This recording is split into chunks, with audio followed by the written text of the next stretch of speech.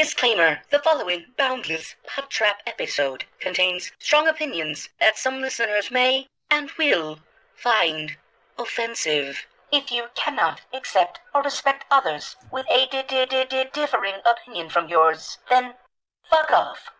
Rolling sound.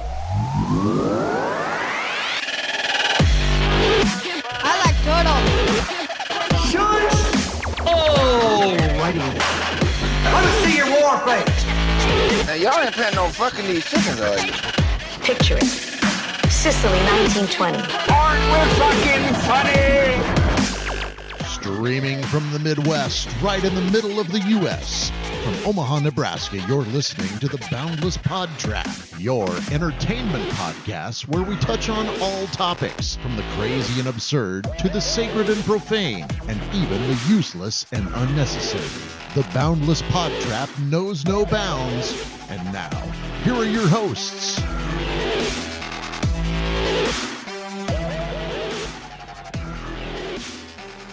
Well, that's this week's episode. We want to thank you for listening. I wonder if I got anybody to be like, oh shit, I must have skipped ahead. Well, how are you guys doing? I'm not too bad. I'm here. I'm adequate.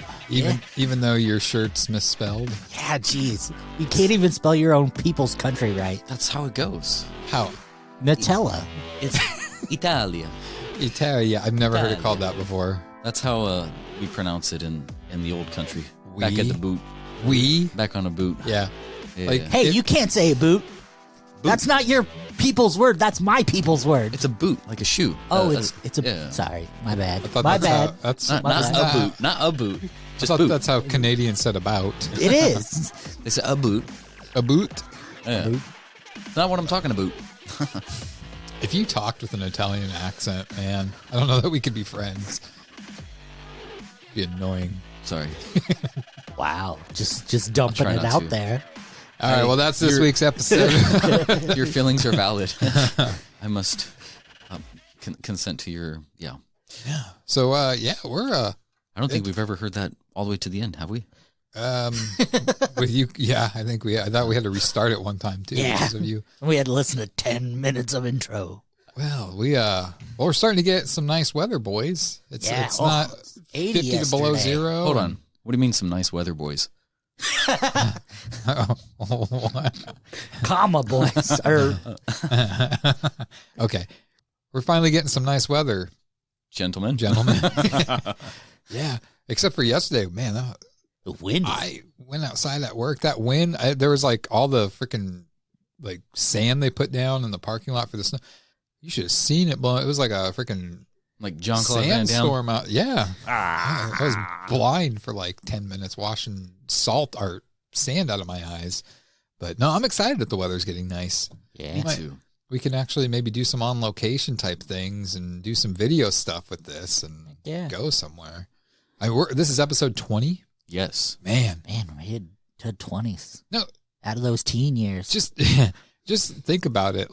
Does it seem like we've done 20 episodes? It doesn't. I was actually just thinking about it on the way to the studio here. I was like, well, a while back I was talking to you guys, looking at the podcast on the platforms and stuff. That's if you go to linktr.ee/Boundless Pod Trap, you'll find whatever streaming platform of your choice. But you're already listening to this on your streaming platform of choice. Anyways, going through the Podbean and stuff, I'm like, holy crap, I can scroll and it can just roll. Yeah. It's got some content. Technically, we should have more than 20 episodes, but we had to take a few breaks. We missed a few episodes when we had COVID back in November, so... That's your guys' choice. Well, yeah, our choice to get a disease that could have killed us. Yeah. Oh, you could have survived it too. Well, you did. Could have. Yeah. Are we ghost right now? A small part of us died with the COVID. Maybe I'm in the movie. Are you Jesus?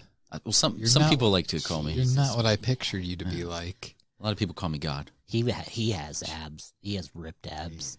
You kind of look like someone who had abs but gave up on life. Well, when I had long hair, I was trying to do some fitness training.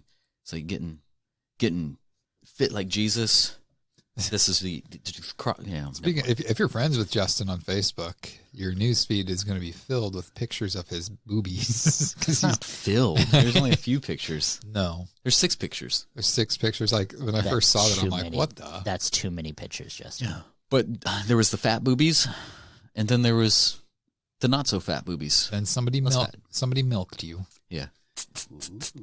I milked myself many times with it. We were having an interesting conversation before we started recording about porn and how it's changed over the years. Has changed too much.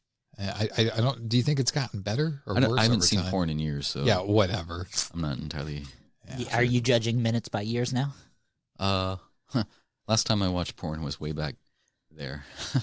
Way back where? There, over there. In the corner? Bonnie, in the corner of the studio? That's what that is. That's where he makes me go. I couldn't find the newspaper. No.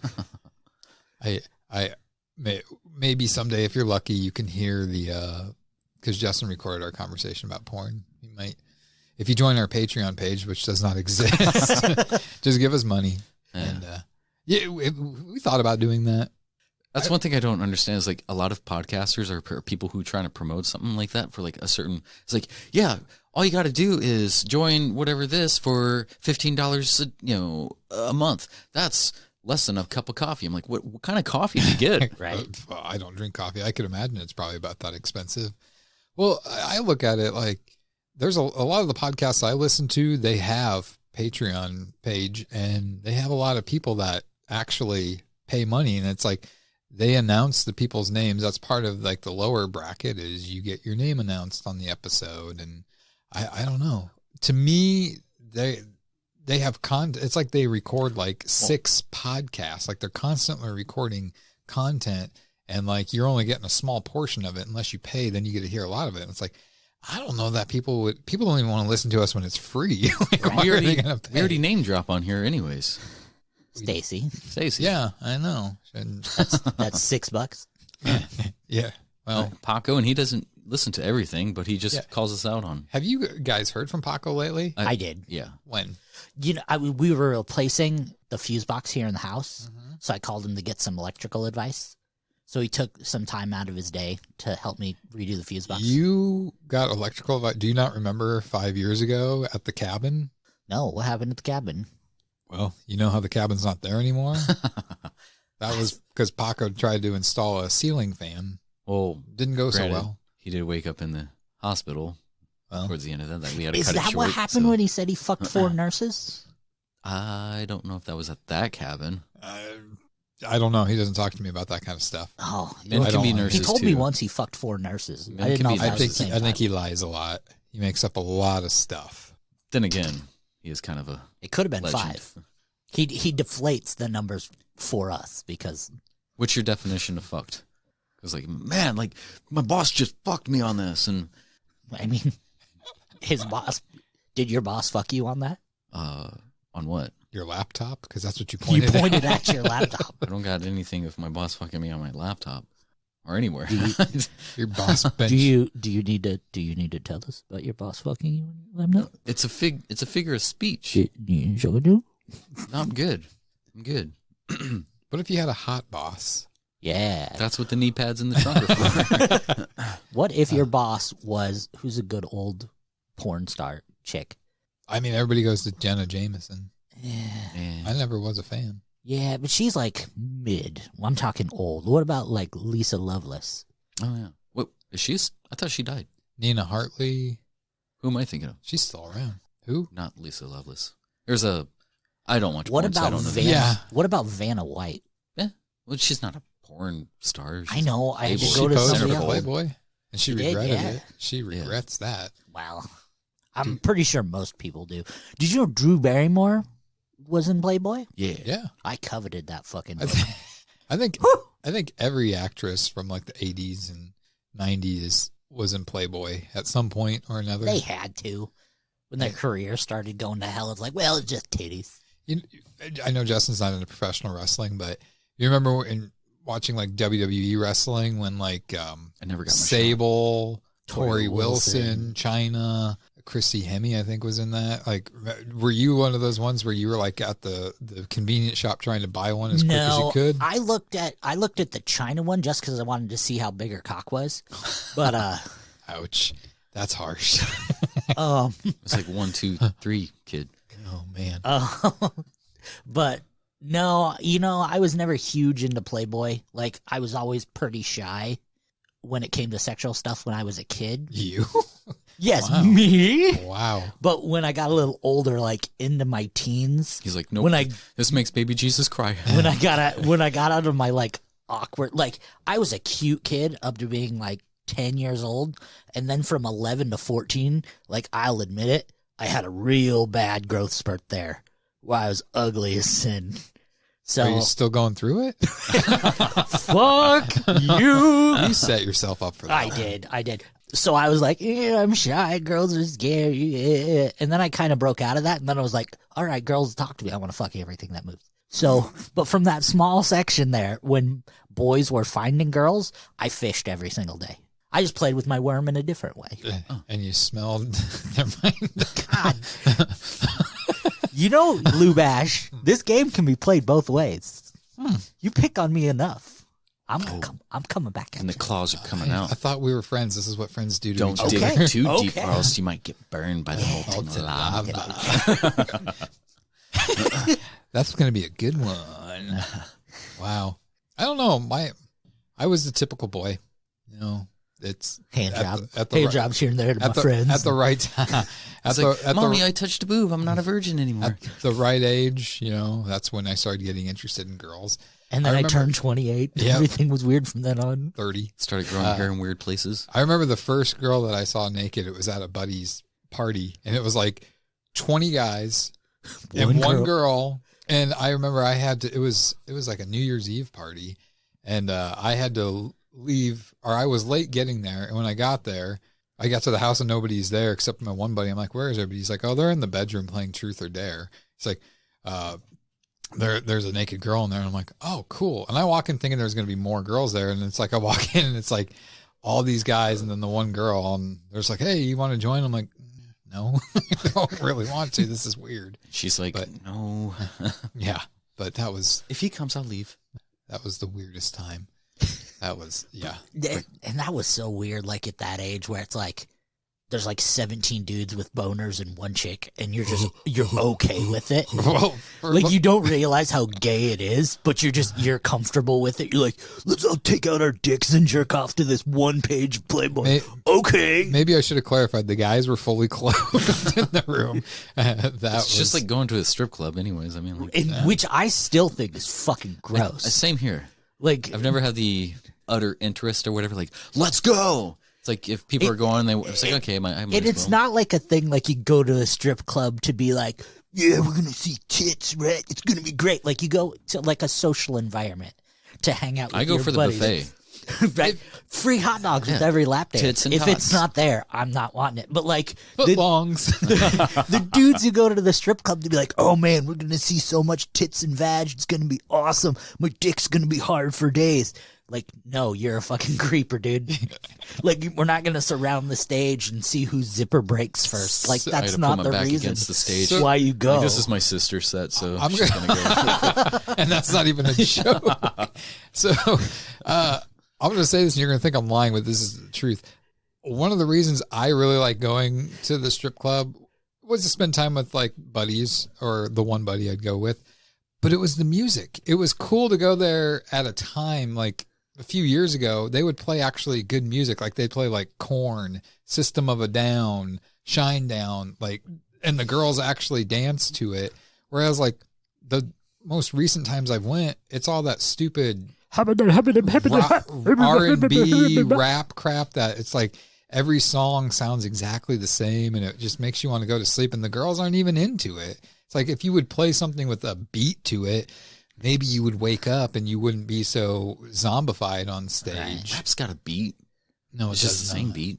It's just, it's stupid.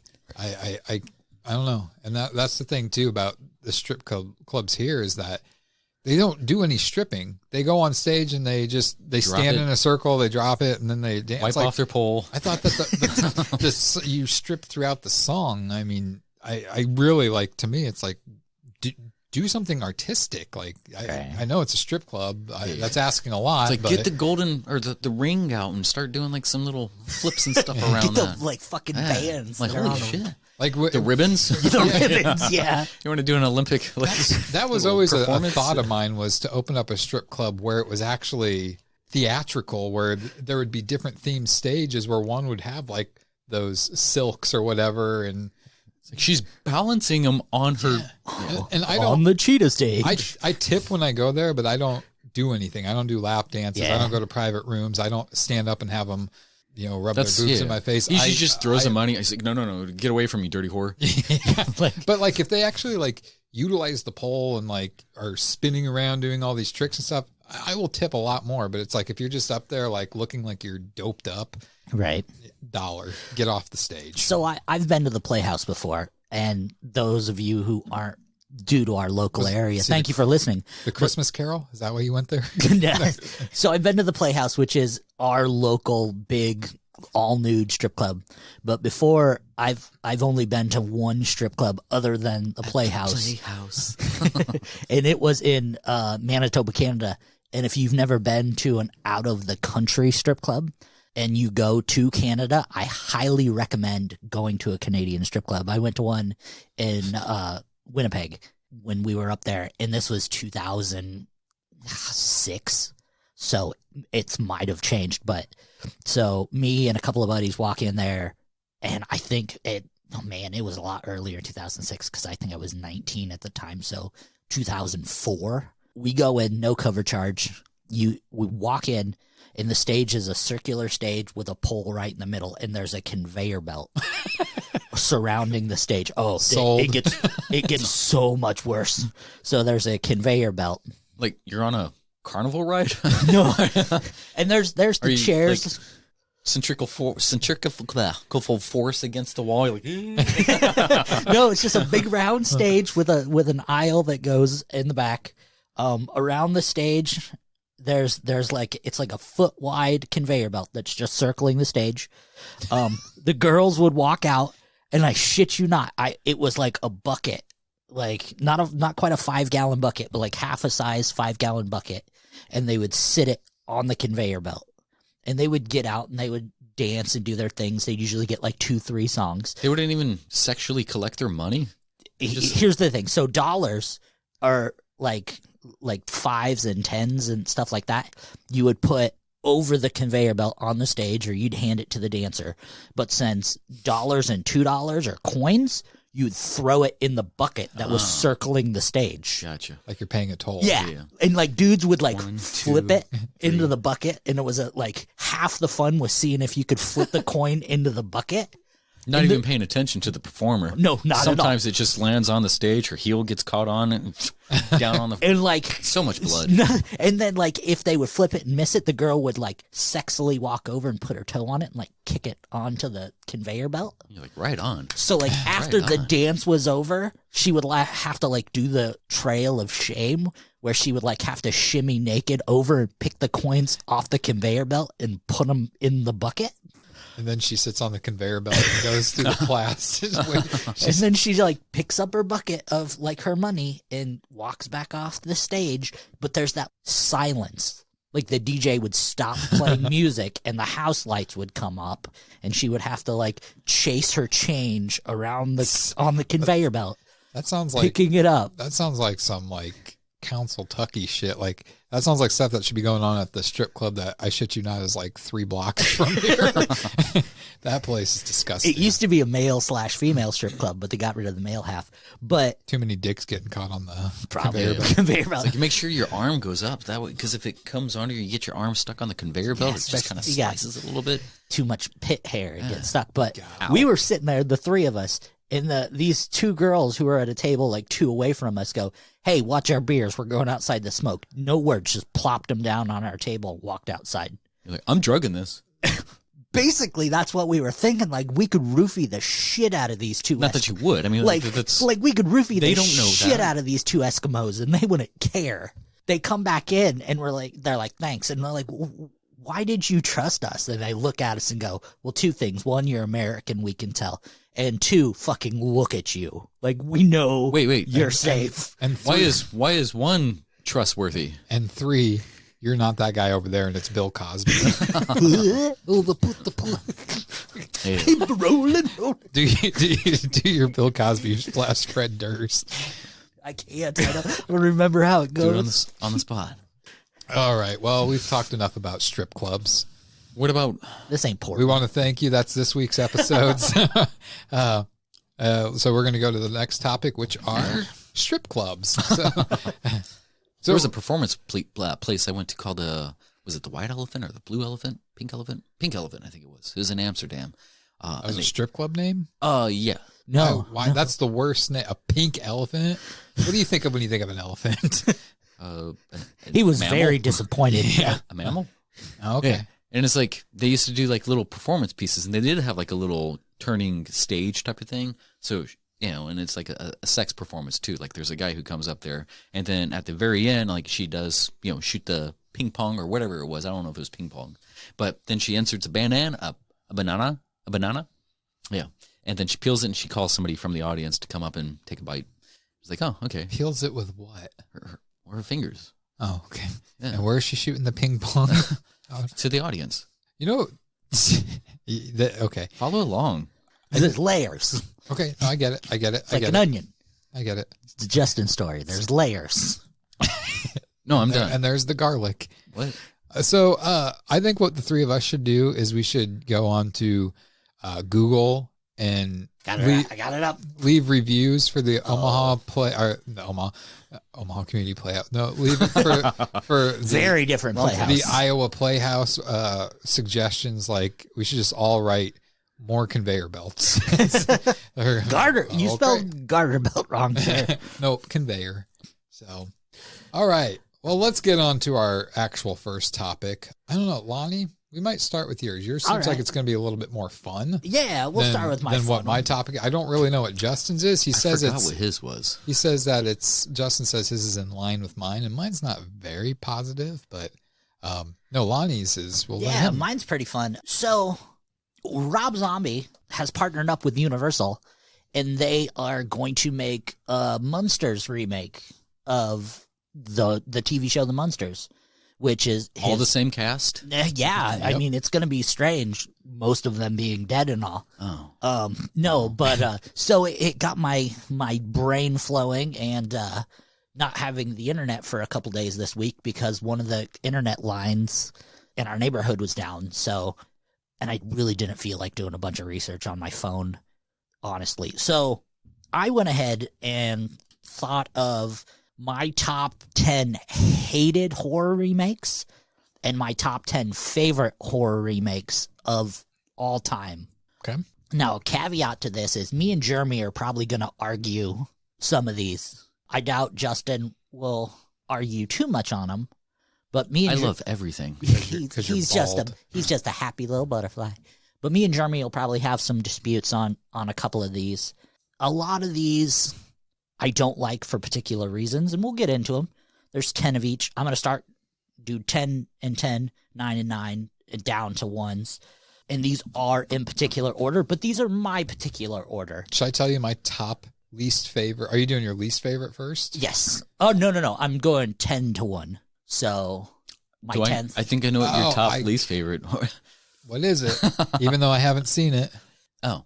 I thought he was going to go with The Dead Don't Die, but he's going to say It. That's not a remake, but yeah, It. Okay. It. We'll get there. Even though I haven't seen it. We'll get there. You'll love it. Okay, so you have 10 total. I have 10 total. 10 Gotcha. bad, 10 good. We're going to go 10. We'll start with bad first, and then we'll go to good. Right. Number 10. My 10 most hated remake is 2005's Amityville Horror. I can agree with that. I didn't care for it. Really. Ryan Reynolds acted his ass off, but I think they Hollywooded it too much. I think the story in general is kind of being an Ed and Lorraine Warren case when they had very little interaction with that case to begin with.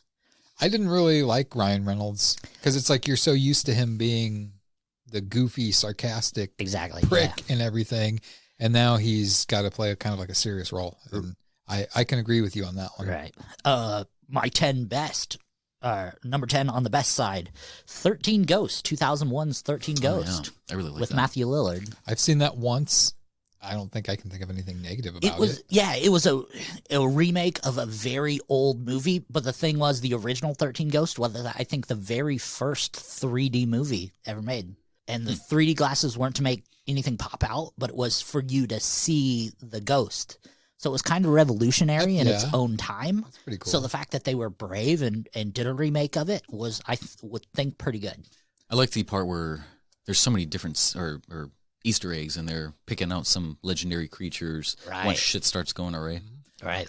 I think, before you go on to your number 9, I feel it should be a rule that any remake of a horror movie needs to at least be 30 to 40 years after the original. That's right. I don't think that they should make something any sooner than that. Like, I know they're talking about remaking Scream, or they did remake it. I was never a fan of Scream, but I was like, that's a little too soon, I think, to remake that. Right. Anyways. All right, number 9, bad. This is one we'll probably argue on. 2007's Halloween. Rob Zombie's really? Halloween. Yeah. And it's really high on the list of bads. I think they just took too much time with the backstory. I think that's what made it so great. And that's the difference with us, is I thought the non-backstory stuff, like, at this time now, you're really not introducing Michael Myers. Like, people know him. He's an icon at this point. What I like about it are a couple things. Like, you're understanding a little bit more of the demented side. Yeah. If you want to see the more straight to the point, mysterious side of Michael Myers, you have the original one to watch. Right. What I like is Rob Zombie took it. It's the same movie. He modernized it and grinded it up.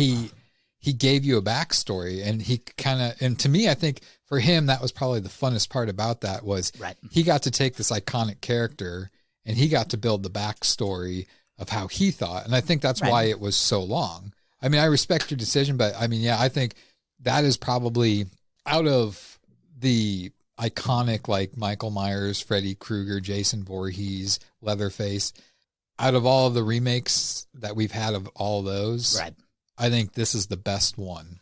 And just because of all the details that he did. And, I can admit that maybe it drug out a little bit too long, but in the end, I don't know. I agree with your perception of it having the backstory and it giving some more character development, but I think it was too much into the psyche of Michael Myers, and I think it took away from the mystique of the character. Like, in the original 1978 version of the story, there was so much about Michael Myers that made him mysterious, and that's what gave him that boogeyman persona. Right. So now that you know pretty much everything about Michael Myers, it changes that character. And it might be that's the way he wanted his movie to be. But to me, and it might be me just being a lover of the original franchise, when you completely morph the origin of the character like he did, and not even say morphing him, when you like pull back the layers of that character like he did and completely change the view of Michael Myers, it takes away that mysterious aspect of it. It does. I mean, I think it works either way. Like, if you don't have it would still work. Great movies, but in the terms of what I think, like, they went a little bit more with the psyche of it, and even the Paul Rudd, the number 6, the Curse of Michael Myers, like they got into a little bit of the backstory of like who he is. That he's talking about the curse, and he's marked as evil, and they touched on that throughout. But I wanted to know more too. I mean, I was the fan who would like to know the psyche of it. But that was 6 movies deep, not an hour. I also think that. So you're saying you want Rob Zombie to do this at least 6 times? And I think that Rob Zombie made this movie the way he did because of his 2 prior movies. You had House of a Thousand Corpses and Devil Rejects, which were both just gritty, disgusting, violent movies. And I think that if he felt, I think in Rob Zombie's mind, he felt that he had to keep with that theme with this Halloween remake, which is why I think that, he likes, Rob Zombie says he loves the 70s. That was his favorite time period. Yeah. And so I think that's why the majority of this movie took place in the 70s too, when Michael Myers was a young child. Yeah, absolutely. And stuff. But fair enough. Yeah. Number 8, bad or good. Number 9, good. So number 9, good. Since we're offending Jeremy, let's go ahead and go to our good number 9, and it is 2017's It. You can hate on it as much as you want, and you never have to see it. But god damn it, I thought it was a good movie. It was dirty as fuck. It was good. It was good. And it's not our It. Let's just be straight. It's not Tim Curry. It's not the miniseries. It's not The Kids We Love. It's not giant Seth Green towering above all the other children, and then he stopped and everyone else kept growing. It's not. But what it is, it's a fantastic retelling of Stephen King's It. If it would have been called something else, it's not. I would see it if it wasn't. It's like this is all I will say for my part of this is there are certain characters in certain movies that do not need to be remade because the actor that played that character made that character iconic for a reason, and when you mess with perfection, you don't need perfect. Tim Curry as Pennywise was perfect for what it needed to be at that time. He was really good as Pennywise. I thought the movie, the original miniseries, I can't even call it a miniseries. It was not mini. But it was a 2-episoder. It was a miniseries. They were still long as fuck, though, for their episodes. It was an hour and a half each. So they're 2 movies. It fell apart with the acting as the adults and stuff like that. I'm like, I can't. It's not believable.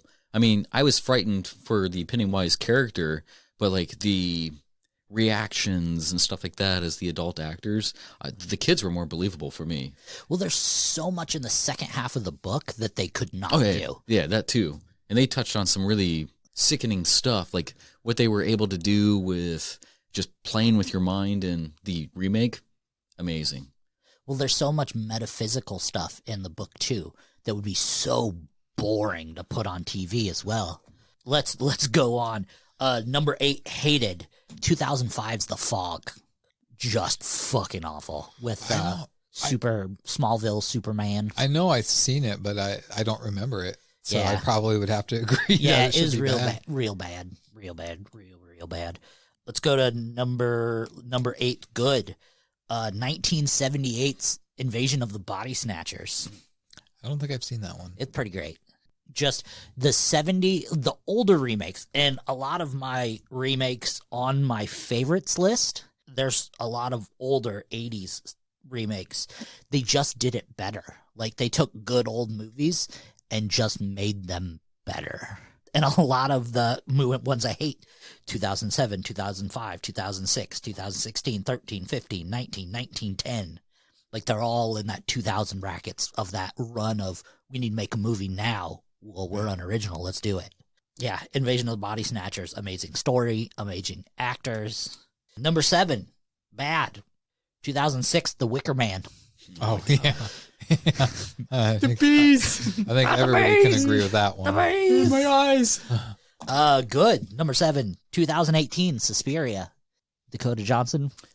I don't think I've seen that one. It sounds very Is it 2018? 18, yeah. Yeah. No, I have not seen that one. Tilda Swinton's in that one. Yeah. Mia Goth. And I was such a fan of the original Suspiria. It's one of, like, if I meet someone who's not a big horror fan, instantly, like, you can give them the classics. You can give them Nightmare on Elm Street, Halloween, Texas Chainsaw Massacre. In that list of, like, suggestions, I will always recommend the original Suspiria. It's not too hardcore. It's got a decent story. It's visually beautiful. Like Dario Argento's, it's one of his most beautiful movies.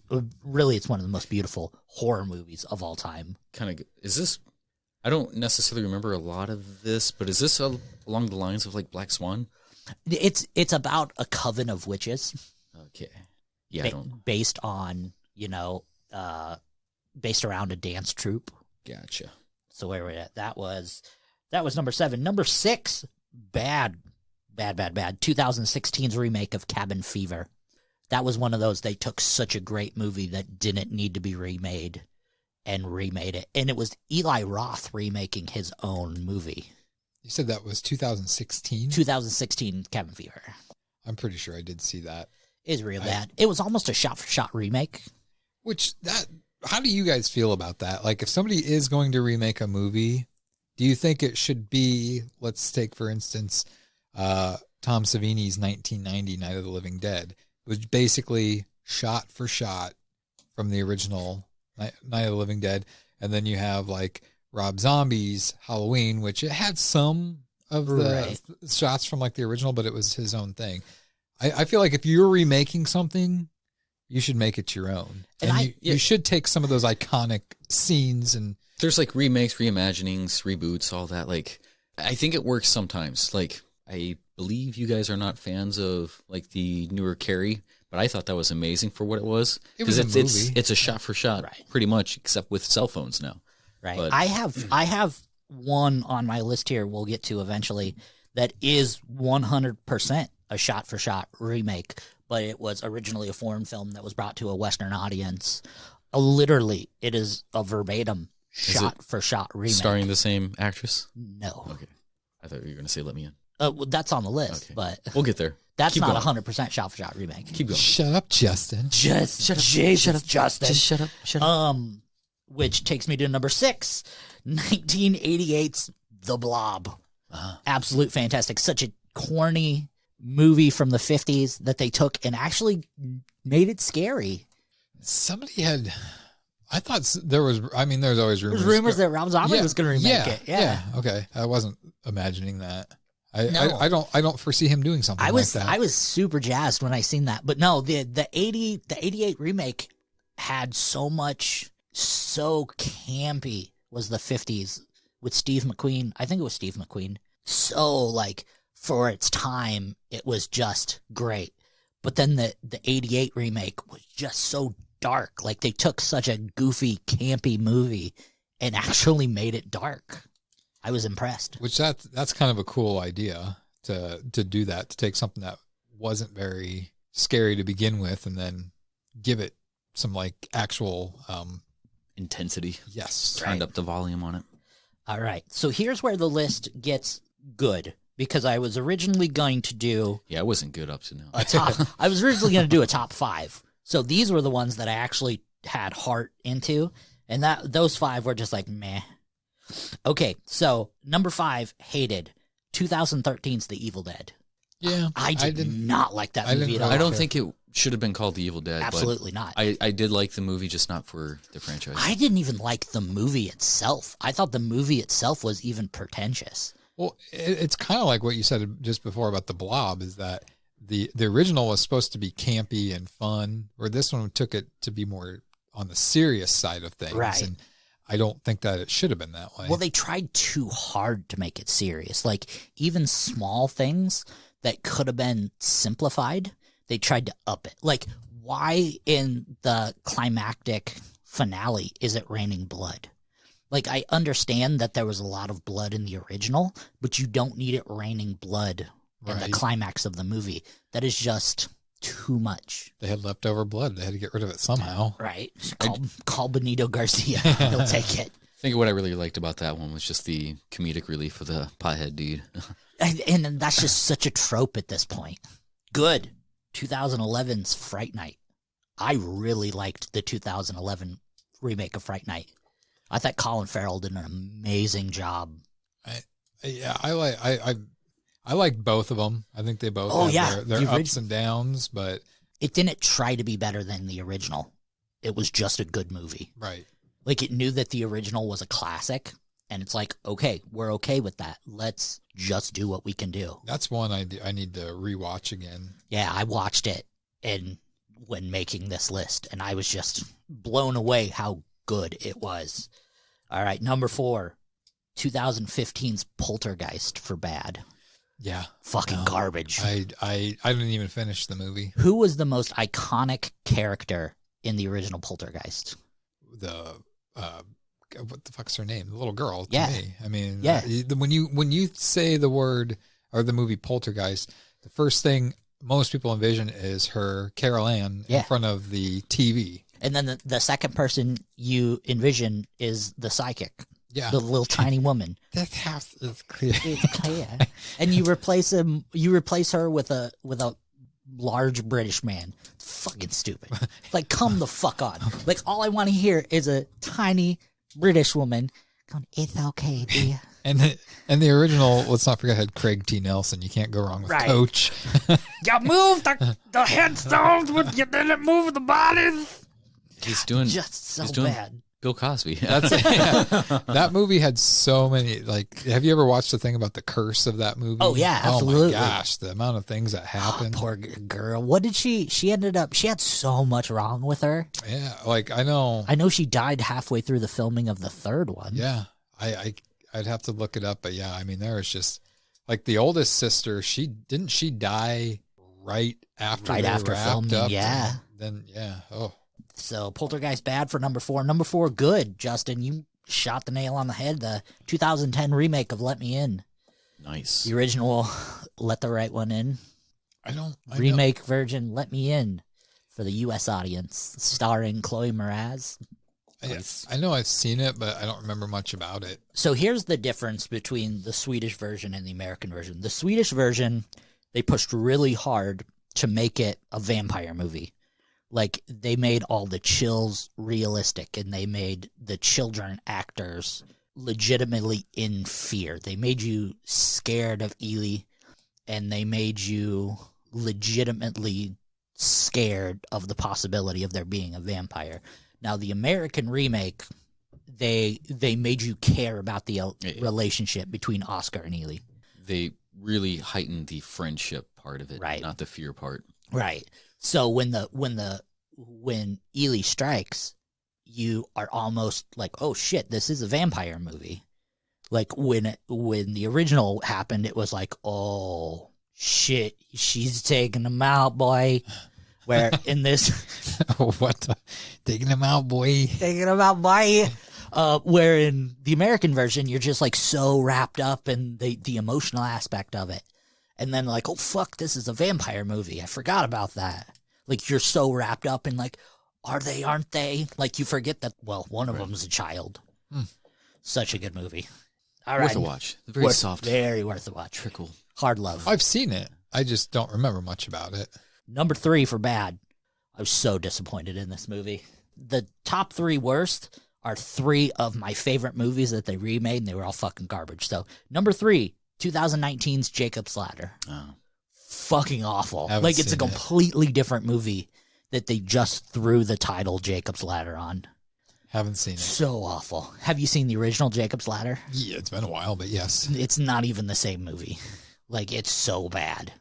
I remember getting it from Redbox, and I was like, is this worth breaking and taking the $25 fee so no one else has to see this utter garbage? Is that all it is? Is $25 if you break Yeah, it? they charge you for 25 days, and then Man, that's rough. it's so bad.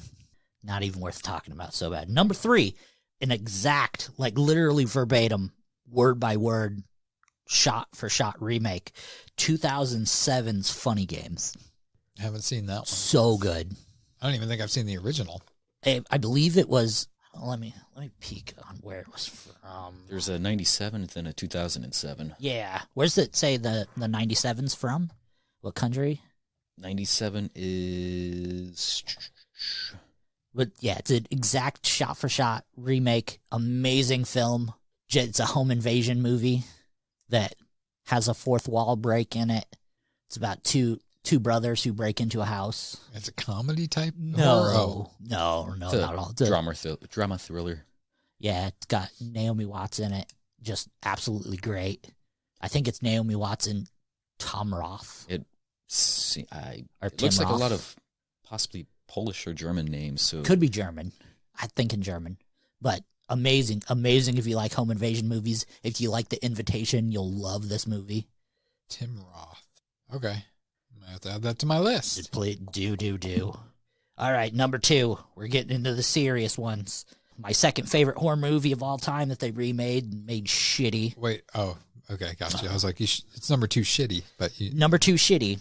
2019's Pet Sematary. oh, Absolutely fucking atrocious movie. That was a letdown for me as well. Another movie that should not have been remade. Didn't need to be. I think they just added way too many, like, pulled politics, I guess, with it to try to pull more on heartstrings and stuff like that. Absolutely, yeah. It's not necessary. It's still just as sad, and even if you use this, the material source is important. And I hate when people do that, not just with horror, but with anything like comics and stuff like that. It's like, you have something good, make it. Right. I watched, so number 1 and number 2 on the bad list are my two favorite horror movies of all time. I rewatched Pet Sematary, the original Pet Sematary, the other day, and I shit you not, as a father watching it now, it's a completely different movie that hits, I think, even harder now than watching it. It was the scariest movie I'd ever seen before, and now I watch it as a dad, and it's so much scarier now for different reasons. Oh, yeah. Oh, fuck. It's fantastic. But different things. Like, I'm no longer scared of Zelda. Now I'm scared of, oh, fuck, my kid's going to walk someday.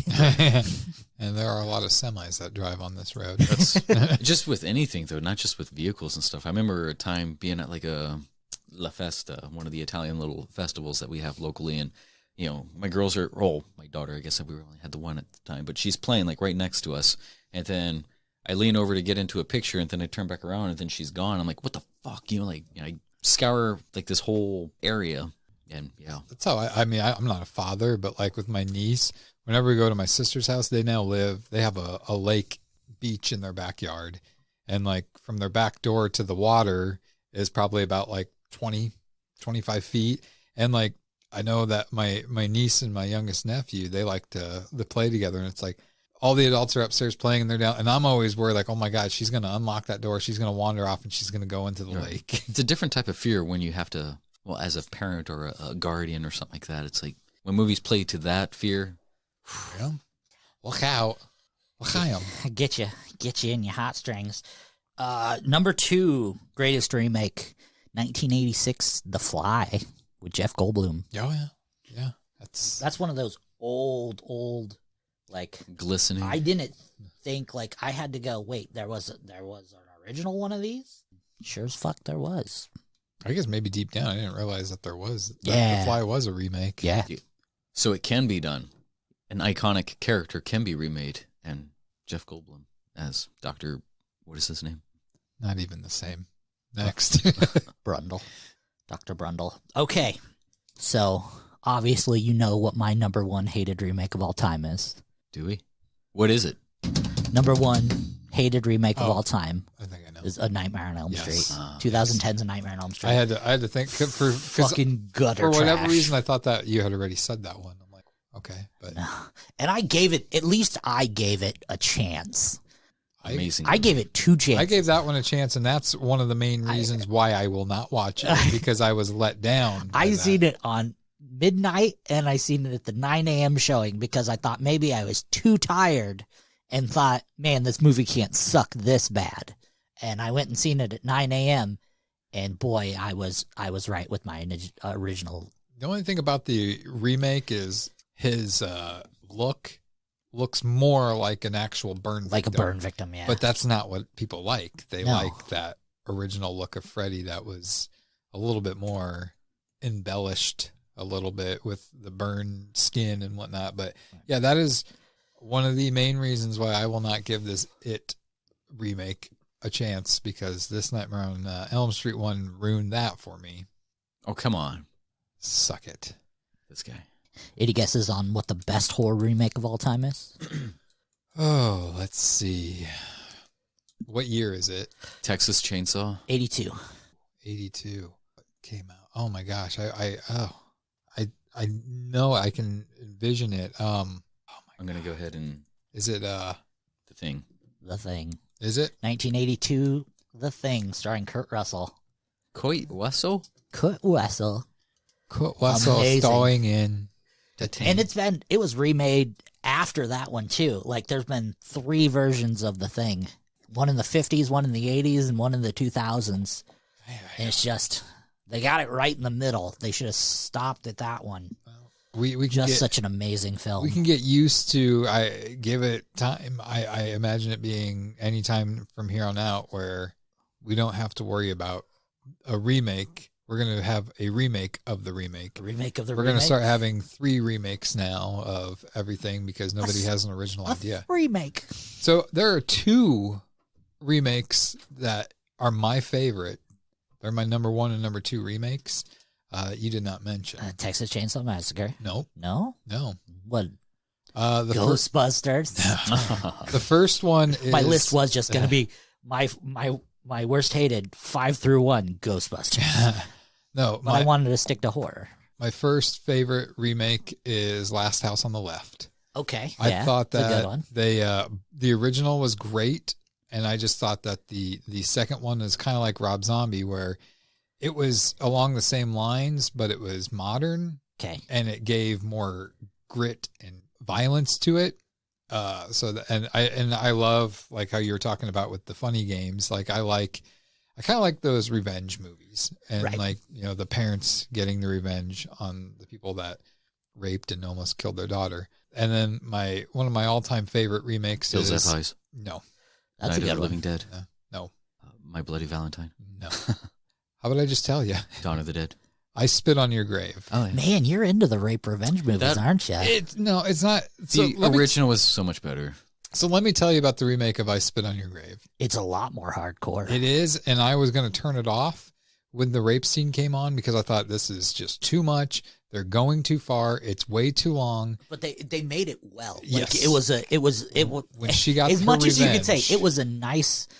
it was a well shot rape scene, but the revenge aspect of it was nice. Like the fish hook around the pole was brutal. Well, and the guy like in the tub with like the acid, and she's taking the boards out, and he has to try to plank and like Right. and once his stomach muscles it's like watching that, I'm like, oh my God, like my stomach is killing right now thinking of how that would be. There were so many. It's a good burn.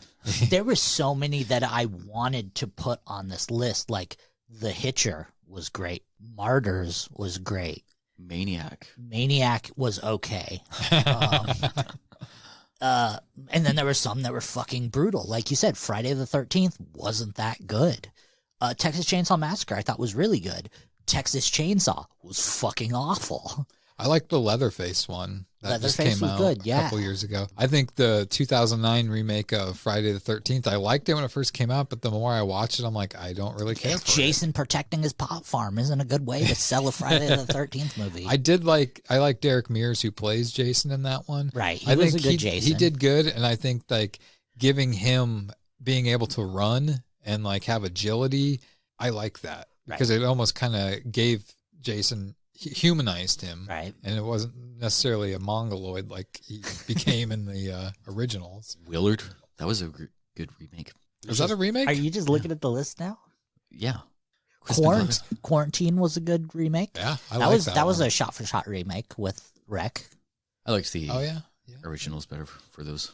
I don't know. The Asian horror is so much like Ring You and yeah. The Grudge.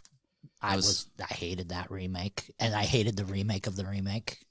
Or was it it's not called like Oculus or something like that, or The Eye. The Eye was a remake. The Eye was a remake. Yeah. No, I will put Night of the Living Dead 1990 version on the top of my list too as ones I really like. That was going to be on the list. That was higher on the list of likes, but just the original's hard to. There were so many that could have made the list, but the originals just overshadowed it so much. Like Jacob's Ladder, almost. I could show you a Jacob's Ladder. I bet you could. Daddy, that was weird. Ouch. The only one that I really kind of disagreed with you on was the Halloween. Yeah, and I mean that's why I put it and Halloween both on the same line. It was we can get them over with. I know we're going to argue on these ones. It was one of those movies, and I think another reason why it really stood out to me is I was running the movie theater at that time, and that movie made me so much fucking money that I was like, yeah, please, more it, woo, and I liked it. I'm not gonna lie, we're gonna argue till the cows come home on that one, and we're gonna agree to disagree. It's a good movie. It's a fun movie. I'll never I know. love I absolutely love the Stephen King's novel of It. It's 2,000 pages. It's one of my favorite books of all time. It's always going to rank the book, the miniseries, the remake to me, but they're all three amazing. Speaking, and this ends the segment, but speaking of books, before we go on to one of your guys' topics, I just finished Jaws, the novel. Yeah, right. That sounds boring. It really was. Dun. The majority of the book, like, I think the last maybe 30 pages were about Quint, Hopper, and Brody on the boat trying to kill Jaws. The other 170 pages were basically about the economic repercussions of what happens if Brody closes the beach. I liked how I was just kind of made aware of the Jaws movies, how they kind of run parallel to what's going on, I guess, with the pandemic and stuff like that. It's like everybody's like, there's a shark out there. There's get out of the water. And everybody's like, whatever. And I'll do what I want, my freedom. And yeah, they just go into the water and yeah. That was a stretch. No, that's the same. It's the same thing. That's how stupid people are. Yeah. You tell them something, give them a little warning or something like that, and they don't care. Yeah, that's true. Good book? No. Okay. No. Yeah, and you know how the Jaws, like, so the differences between the book and the movie, Hooper dies, like, almost instantly. Mr. Hooper? They put him in his cage, like, cage goes in the water, man goes in the cage, sharks in the water, that whole line, not in the book at all. I was kind of disappointed. But Jaws, like, instantly goes through the cage and eats him. So the last, like, 30 pages, or not even 30, the last, like, 15 pages are just Quint and Brody, and they shoot him with, like, 3 barrels, like, but it's not from the gun. They, like, stab him as Jaws is eating the boat. So the barrels parts in the book? Yeah. Because I thought that they added the barrel part in the movie because of all the malfunctions they were having with the shark, and it wasn't working. So they thought, we'll do the barrel thing and have them move along the bottom because it'll make the shark still there, but the shark's not there. No, barrels are in the book. Huh. But they're not shooting him with a gun. They have, like, a harpoon that they stab him with, and then that's how they get the barrels in the shark. Interesting.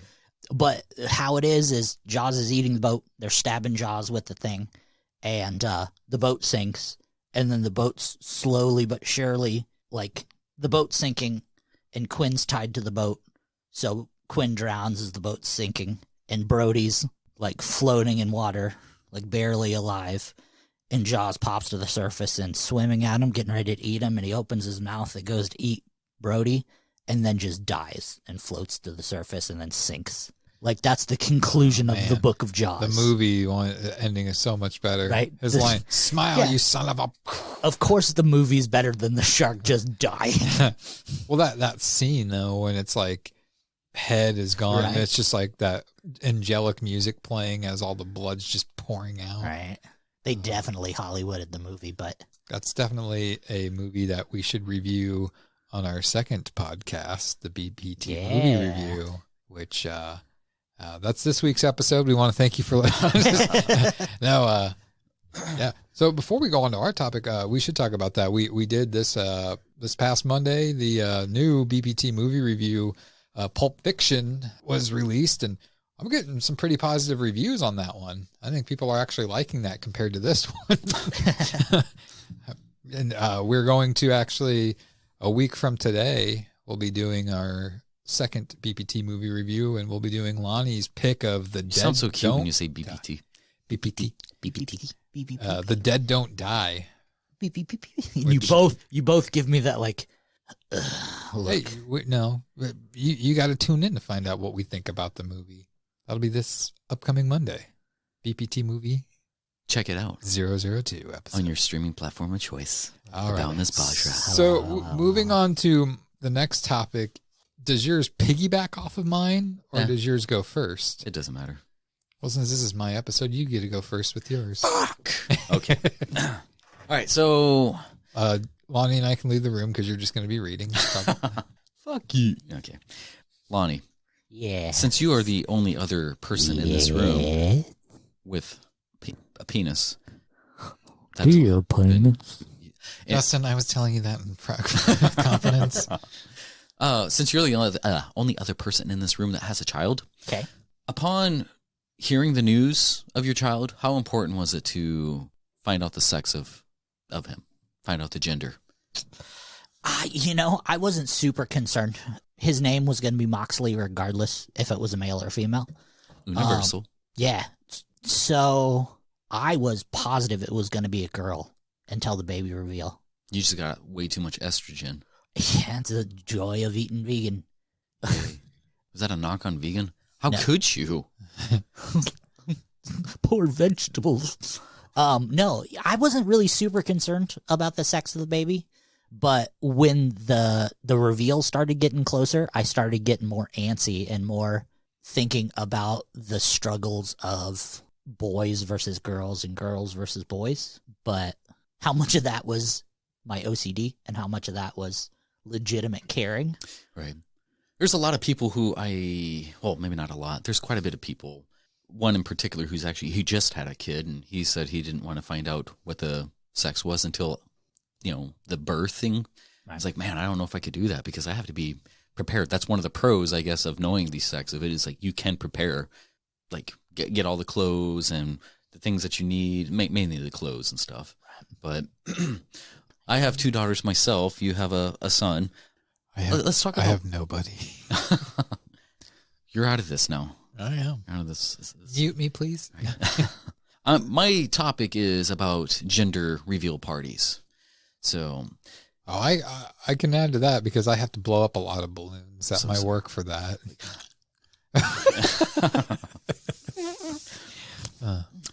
No, so like the cons of gender reveal parties are knowing the sex of it is like nowadays we kind of have to live in a politically correct age, and like the whole Doesn't mean I support it. Yeah. It's a whole new ball game, I guess, these days. As you guys know, that there's been things in the news as far as like the gender reveal parties, the ones that have gone wrong.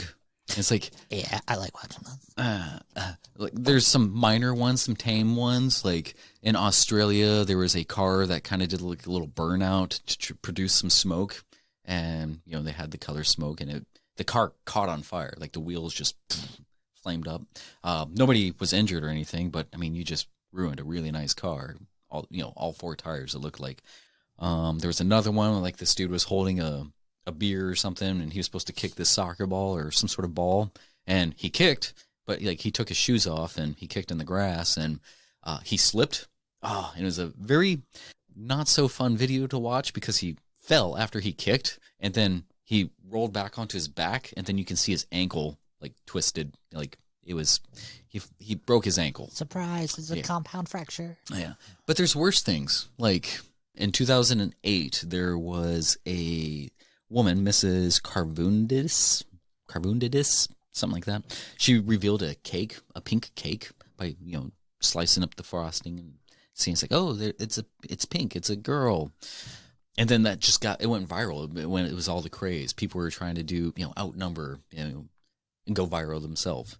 And so people were trying to, I guess, top that with not just being a cake. Like there is one where a plane went down in Texas, and because they dropped like 350 gallons of pink water, and they crashed.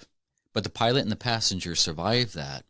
But then a firefighter came and, like he died. He was the one who died. It's like people are dying because of your gender reveal party, something that's trying to go viral. It doesn't really make any sense. It's like you're not even doing it for the baby at this point, it seems like. It's weird you bring that up because it was literally a couple days ago at work, me and a couple coworkers were talking about this because we blow up balloons, and we do we have the big, it's like a 36-inch latex balloon, like those ones you see on the car lot. They're black and they have white question marks on it, and we fill it up with either pink or blue confetti, and then they pop it, and the confetti, that's harmless. That's simple. It's right there. It's fun. But we were talking about like how I said, it's getting ridiculous, the things people are coming up with these days to reveal the sex of the baby. Like, they blow up their house, and whatever color the flames are, the color that the baby is, or the gender of the baby. But yeah, I mean, I get it. It's excitement to me, it's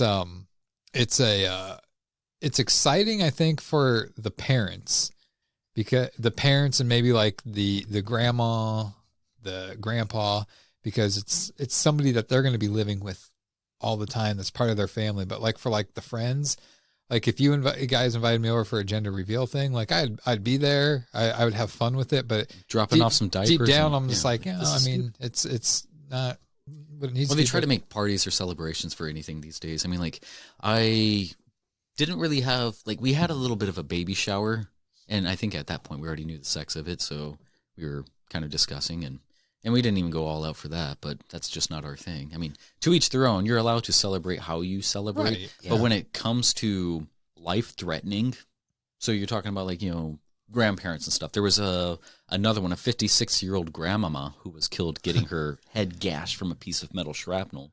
They pretty much made a pipe bomb, and when it exploded, it just shot and hit her. So In El Dorado, California. yeah, that's another one I'm getting to. Oh, okay. Yeah. We did our baby reveal with a lightsaber. Right. We ordered See, something like that is a fun. translucent lightsaber that when you activated it, it'd either be blue or pink. That's how we did ours, and now it hangs on Moxley's wall. Yeah, so yeah, going back to the pipe bomb one, you lost a grandma, so you can reveal a baby. That's 1 for 1. I mean, it's Hopefully it was a girl. it's called conservation. Doing research for these, I didn't even get the gender for some of these. Do you think like there's like husband of the grandma that was killed? Do you think he has like resentment and a grudge against the baby, even though walks by him every night? Yeah, that's another thing that comes up, as Lonnie was kind of mentioning in El Dorado. There was 2 forest fires at least, one in El Dorado and one in California. I want to say it was just last year. El Dorado's in California, yeah. One in Texas and then one in or Arizona. Sorry, Arizona and then one in Cali. That's a big forest fire. Yeah, no, there was a forest fire that started and it spanned 47,000 acres. It looks like they amended it. It looks like it got up to 60,000. Jeez. Yeah. Then that cost over $8 million in damages. That was from a gender reveal. Yeah. I hope they the people sparked something. The person who did it was a border patrol. They should be put in prison. 60, oh, he was. Yeah, or not. Sorry, no, he was put on 5 years probation. $60 million though in California could be someone's shed. Jeez, it's pricey out there. I tell you what. Oh yeah. And last month there was actually 2 deaths, one in Iowa and another one in Texas. So there was a 26-year-old who died from a gunpowdered cannon he caught about 15 miles away, and it was supposed to go, I want to say it was 144 yards. Sorry, not 15 miles, 15 feet, and it's supposed to go 144 feet. So that blast, he took pretty much the initial of it. It's pretty much point blank in a sense. And then there was a 28-year-old. I don't even know if I wrote that one down. Yep. Skip that one. Oh, you're leaving us hanging. What happened to him? He died. Oh. So when talking about resentment, it's like if you're the parent or one of the parents, because there has been at least 2 dads who've died trying to do these little reveals. Oh, no, that's the guy who tried making a bomb in some sort of pyrotechnics in his garage. And then he just blew. Anybody who thinks they can make their own pyrotechnics, I think deserves the blow up. I mean, yeah, if these people are going this out, I hate to say it, but they kind of deserve what they're getting. We should get their $1,400 checks. And finally, I got to interrupt you quick. Fucking stimulant. I knew if I wished long enough, it would come true. Yeah, but you have like $8 million of it spent. For only, what is it? Only 1,600 we get? 14, but that's why I had a baby so I could get another one. Man, it's only 600, isn't it? 500? Did they dropped it down, didn't they? No. I don't know. Once I got it, it was gone. So I didn't get to see it either, but supposedly we got one. There's like some minor things, some heavier stuff. People are losing their life. Other people are just making a big deal over pretty much. Well, I won't say it's nothing. It is your child's life, but you're not really celebrating them at that point. I mean, they're just trying to. Everybody knows what they're doing it for. They're trying to go viral. They're doing it for selfish reasons. Right. Yeah. There's other things you can get excited about in your child's life. Oh, yeah. There was one of the gender reveal parties. There was 2 men who opened fire at one of them, and the mother got shot in the leg, but she ended up losing the fetus. And I don't know if that's associated with the injuries or trauma or something that it could have even been lost at before the party itself. It's like if you slice the cake and it came out red, What, you mean you got an abortion? Or? Oh my God, Christ! Well, if we were on Well, TV, 20 was a good run, we'd guys. be canceled. Man. But yeah, there's also an Applebee's where a fight broke out in the parking lot. They wanted to take those little popper confetti things inside, and the manager or employees, the hostesses and stuff like that is like, you can't do that in here. You have to do that outside. And so they went to the parking lot and they popped their stuff to see what color it was. And one of the hostesses politely asked, like, you guys are gonna have to clean that up. And the family got all highty mighty, and there was, let's see, I quote, "I'm gonna beat your ass," and saying that they were pretty much gonna fuck up the hostess, like, I'm gonna fuck you up type of thing. Why are you giving it an accent? Well, it's just how I'm only trying to be. I'm paying tribute to the source, so okay. Yeah, Is it italicized? Can you read this in like Sesame Street character voices? Like Maroon 5. Yeah. Like, I'ma beat your ass. yeah. Yeah. That's it. Keep going. I'll beat that ass. So, is the gender or of your baby all that important to be celebrated with some elaborate pyrotechnics? Would you think so? And why? Why not? I just have the dick. I mean, I don't get to make any of those decisions. It's like when I had my kids. I originally that sounds pretty cocky. I had my kids. I did most of the work. It was easy. We were in and we were out. Mopped up on the way out, and that was it. Put a wet floor sign down before you leave. No, we got this. We got this. Just tie it off and all. Yeah. No, but like when I revealed my, I try. I'm an artist, so I've created. Most people know that, like, if they've seen pictures of me, there's usually like a little glyph. Same with my wife. I've created glyphs for my family, my little Milani family glyphs, and I showed a little glyph of something that's not one that they've seen, and some people understood. They're like, "Oh, what's this?" And then I did that with both of my kids. And then like the day after, I kind of gave the meaning of what they were and stuff like that. Those were my reveals. I didn't need to buy pyrotechnics and gunpowder and pipe bombs and rent a plane to drop hundreds of gallons of water on some. There was another guy who had a watermelon with colored solution or something in there. The innards of the watermelon was blue. But he was fucking around with an alligator right in front of him. And the alligator was supposed to, he's most likely a trainer or something like that. But you got kids rolling around in the grass. You got the pregnant mom, like, right there. Like, when it comes to amphibians, they're not your friend, no matter how much you train them. Like, there's people who had their snakes for so long and then the snake ends up eating them. It's like, if they're hungry, they'll. Reptile brains are totally different. I can't speak because I'm not married, don't have a girlfriend, don't have any kids.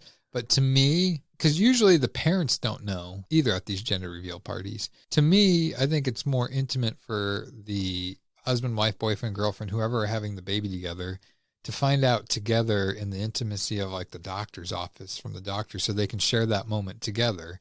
Then beyond that, if they want to have a little get together with like family and friends. But to me, it's just like the simple way, like we do at my work. You fill a balloon with confetti, you pop it, and whatever the color of the confetti is, that's it.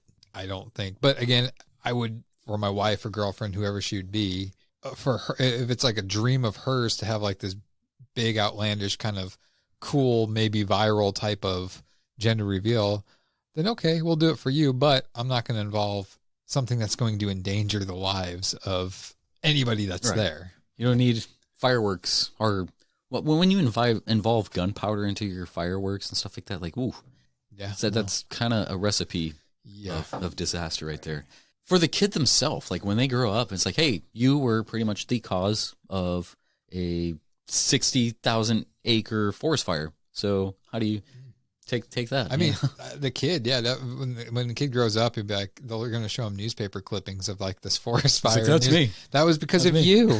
Congratulations, buddy. Happy. Yes. That's why Daddy's not here. Everybody right hates you. It's like when the mom looks at the kid and it's like, Daddy's gone because of he was trying to do. And it should be the mother's responsibility to say, hey, I know you're trying to do something stupid, or even the moms, because I feel like, or the fathers, because I feel like sometimes the pressure is on them to try to outdo something. But that's their shit. But like I was saying, like most of it is because they just want to go viral. Yeah, and it's more of a selfish reason. That's most what anything is these days. I mean, when shit happens, if there's like a car accident and people are hurt, instead of being the witness and going to help them, you grab your phone and you start recording it so that you can put it on your YouTube or your Instagram or whatever, or have the news crew offer you money to buy it so that they can have the footage. It's like, it's all selfish reasons. And I mean, that's the same thing with those wedding, like the groom and groomsmen, like at the reception doing some kind of choreographed dance and stuff like that. It's like, they're not doing it for their new wife. They're doing it because they want to go viral.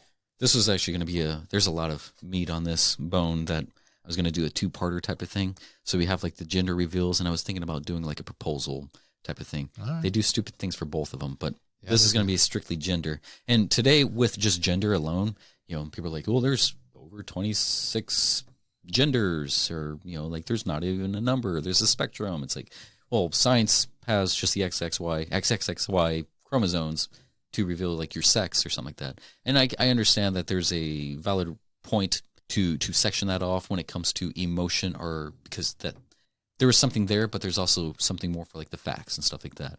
It's like, yeah, your son's vagina is whatever. It's like, okay. On your head, it's like people are having like a dog right now. In today's culture, they're celebrating like sometimes even the wrong gender. Like even the woman who started this back in 2008, her, was it son? I believe it was a son. No, her daughter now likes wearing like, you know, blue suits. He's become a little bit more masculinized, you know. Yeah. But Moxley can go as any gender he wants to until, as long as he decides what it is. But as long as I'm deciding what it is, he's Moxley. He better not get pregnant. It's if he comes home and he's pregnant, man, we're going for a ride. You're rich.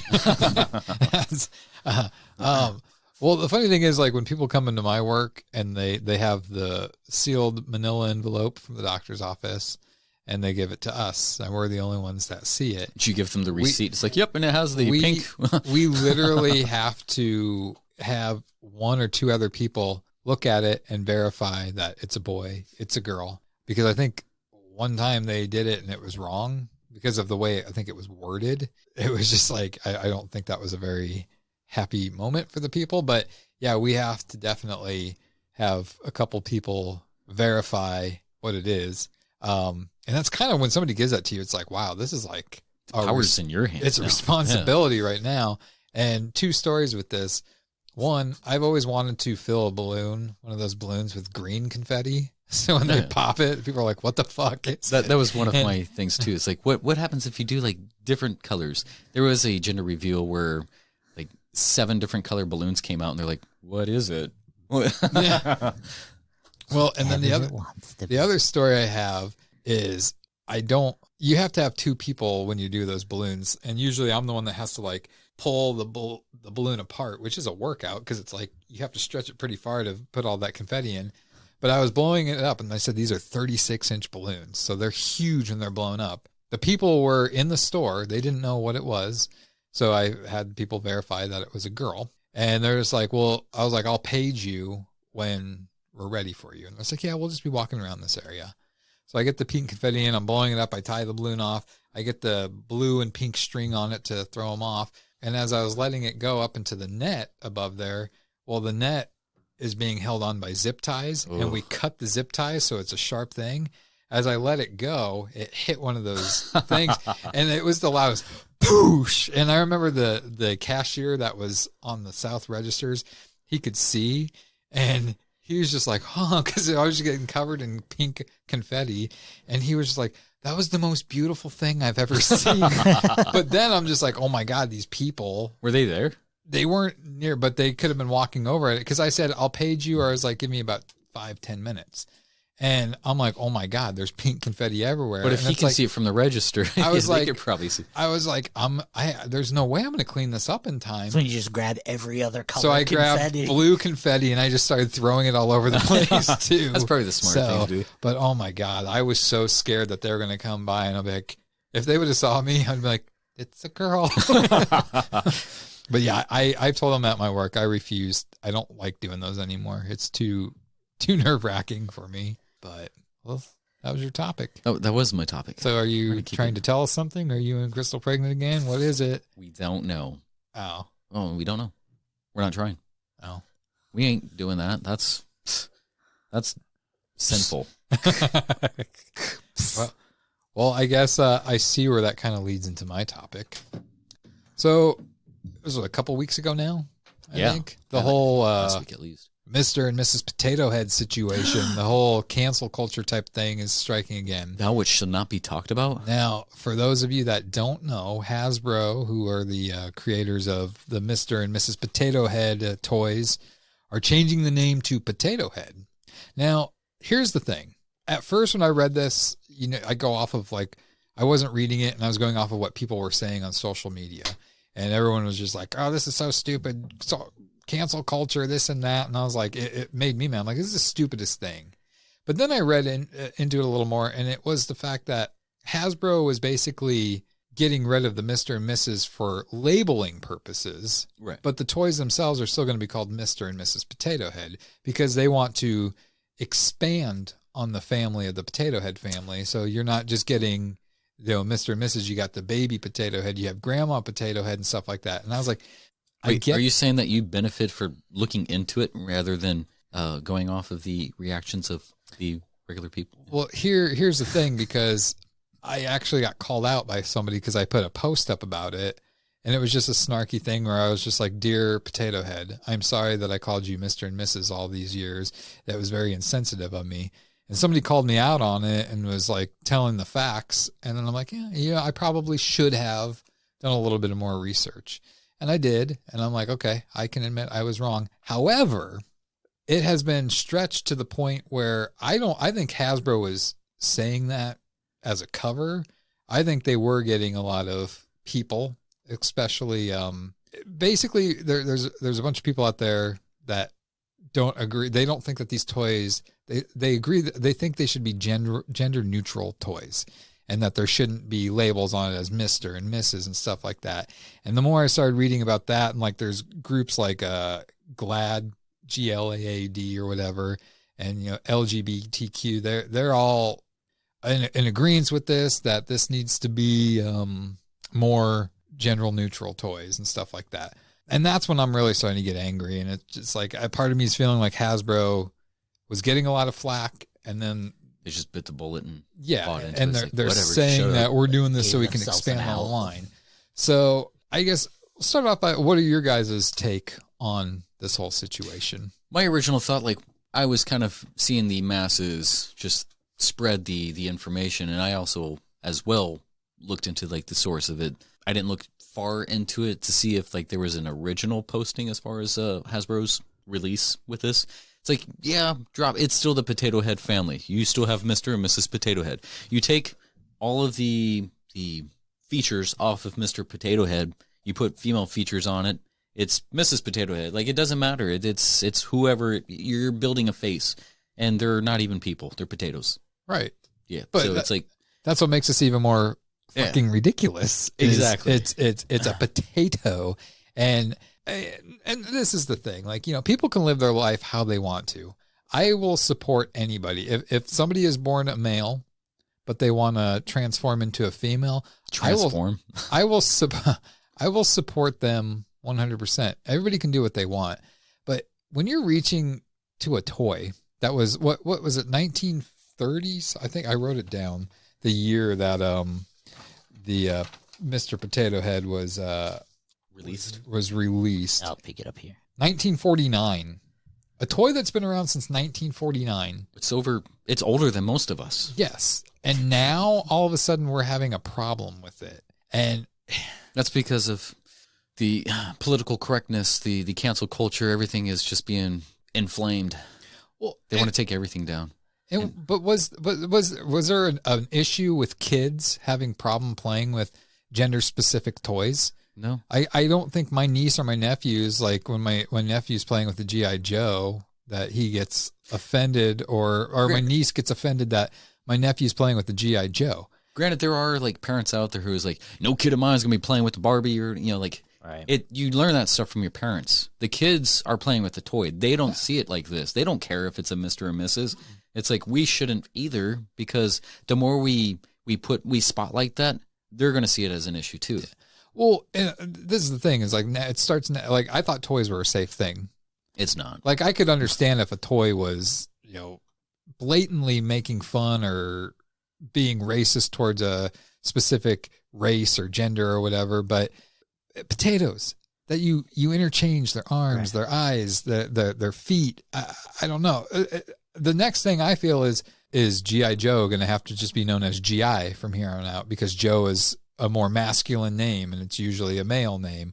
I mean, some women have the name Joe. Yeah.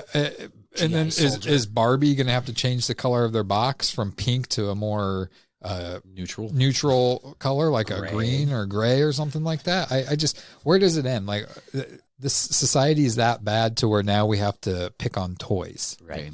Well, if you think about it, I was looking here through Hasbro's brand. Hasbro has pretty much the monopoly on all major brands we grew up with. Like, looking at their board games, like, they have Monopoly, they have Operation, they have Clue, they have Twister, they have Risk, they have Life, and then some of their other stuff, like they have My Little Pony, they have... Did they do they have Play-Doh. Mustache guy? The magnet mustache dude? What's the name of that one? What do you mean? The magnet mustache Where guy. you can, like, take the pen and it's magnetized. The woolly, yeah. Yeah, they have Star Wars, they have Nerf, Transformers, G.I. Joe. They have license to the Marvel properties. So I think this is going to be the Disney beginning. princesses properties. Like, so they have to watch their ass. Like, even the slightest thing and they get bad press, they could lose all those corporate properties and they lose billions of dollars. What was the bad press they're getting? Like, did enough people really care about that? I don't remember seeing anything in the news about this until the other day when they changed their name and then changed the name of it to Potato Head. Then all of a sudden it erupted. Right. They're putting out a new product. Right. Which is just a neutral, but I mean, you still have Mr. and Mrs. It's just the potato family now. Well, I mean, it's still like on here, on their official website on Shop Hasbro, it's still labeled as Mr. Potato Head. So it didn't change anything, but people are getting all up in arms for whatever they're conflating themselves. Right. And like even the female, even Mrs. Potato Head is still registered under Mr. Potato Head. It's Mr. Potato Head, Mrs. Potato Head is the subclass. Now they're going to do Pack Family. Yeah, probably. Like it's a Mr. Potato Head is the class name, like the brand name. Then it's Mrs. Potato Head toy. With most anything, like, if you give them an inch, they'll take a mile. So if you concede to one thing, like, they're just going to keep on coming with other things. It's like you'll never satisfy the masses. You can do as much as you want. You know, being in, like, a leader, a presidential position or something like that, regardless of where it's at, America, etc. Like, you're going to be, as much praise as you get, you're going to get as much blame. Right. So it's like, Hasbro, just changing one thing. Nowadays, everything's going to be up in arms. Right. Well, and what is this teaching our kids? A kid can't just play these days. Now a kid has to be taught a lesson when they pick up a potato head and like they have the Mr. Potato Head and they're like, now Jimmy, you have to understand. Like, well, you're taking away the innocence of kids these days, and you're putting them in the middle of this, and all because there's people out there that get butthurt too easily. They have to constantly be what's the word? Groomed and Coddled. complimented. Yeah. And maybe groomed is not the right word. Yeah. Definitely not. What it's teaching you, is that if you cry, you can get your way. Basically, absolutely. Yeah. And that's what we're teaching our kids. Yeah, and that's why this world's going to get worse as we go. Like as a parental society, our best way, and I've seen this lots of different times from so many different parents our age, that instead of disciplining their children, it's easier to reward them for not being bad anymore than rewarding them for behaving. It's like the whole behavioral reward type of thing, like, it's probably because we live in like a fast-paced world. We want that immediate gratification. It's like you just want to shut them up for the now instead of teaching them something that will help them in the future.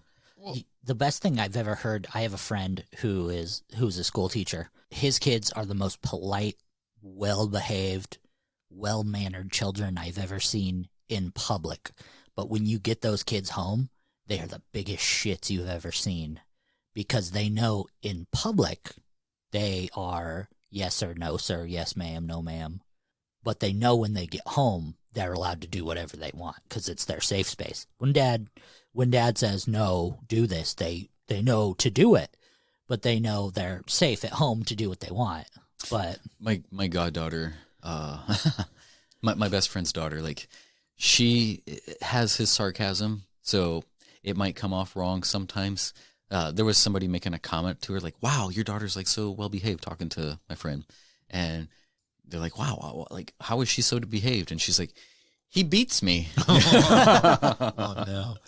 I mean, like, he doesn't, but yeah. When I was growing up, my sisters, I have 2 older sisters, they had Barbie dolls. I had some G.I. Joes. I didn't have a lot. My main toys I played with were Ninja Turtles and the Hasbro WWF wrestlers. Right. But I always thought, I wanted a Ken doll, and I did get a Ken doll.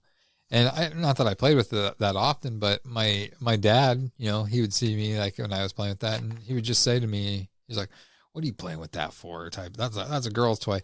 It's like, this Ken doll gets so much even as a kid attention. Look at his bulge, Dad. No, but I would just be that. Even as a kid, I didn't get offended that my dad said that. I didn't think that he was sexist or anything like that. But nowadays, if dad made a comment like that to his kid, I mean, he's a bad guy. He needs to be in prison. He needs to have his kids taken away from him. And right.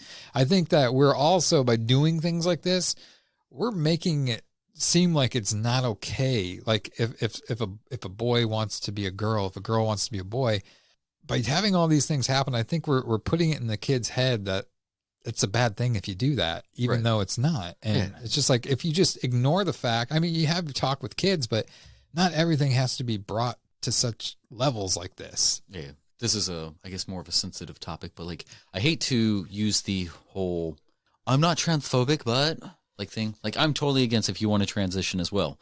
But like, it does shining that attention, like, oh, I feel like a girl, but what are you attracted to? Because it stigmatizes, like, if you're a female attracted to another female, like, you're a lesbian. I mean, that's what that would be. That's what I was taught. But if you want to transfer or transition into a male that way, that attraction it's probably more personal. Well, it is much more personal than that. Some people, it's valid that they do feel like they've been born a different sex. And like, I think addressing your mental is probably I mean, they do that too, because some of them, this is going to go in circles here.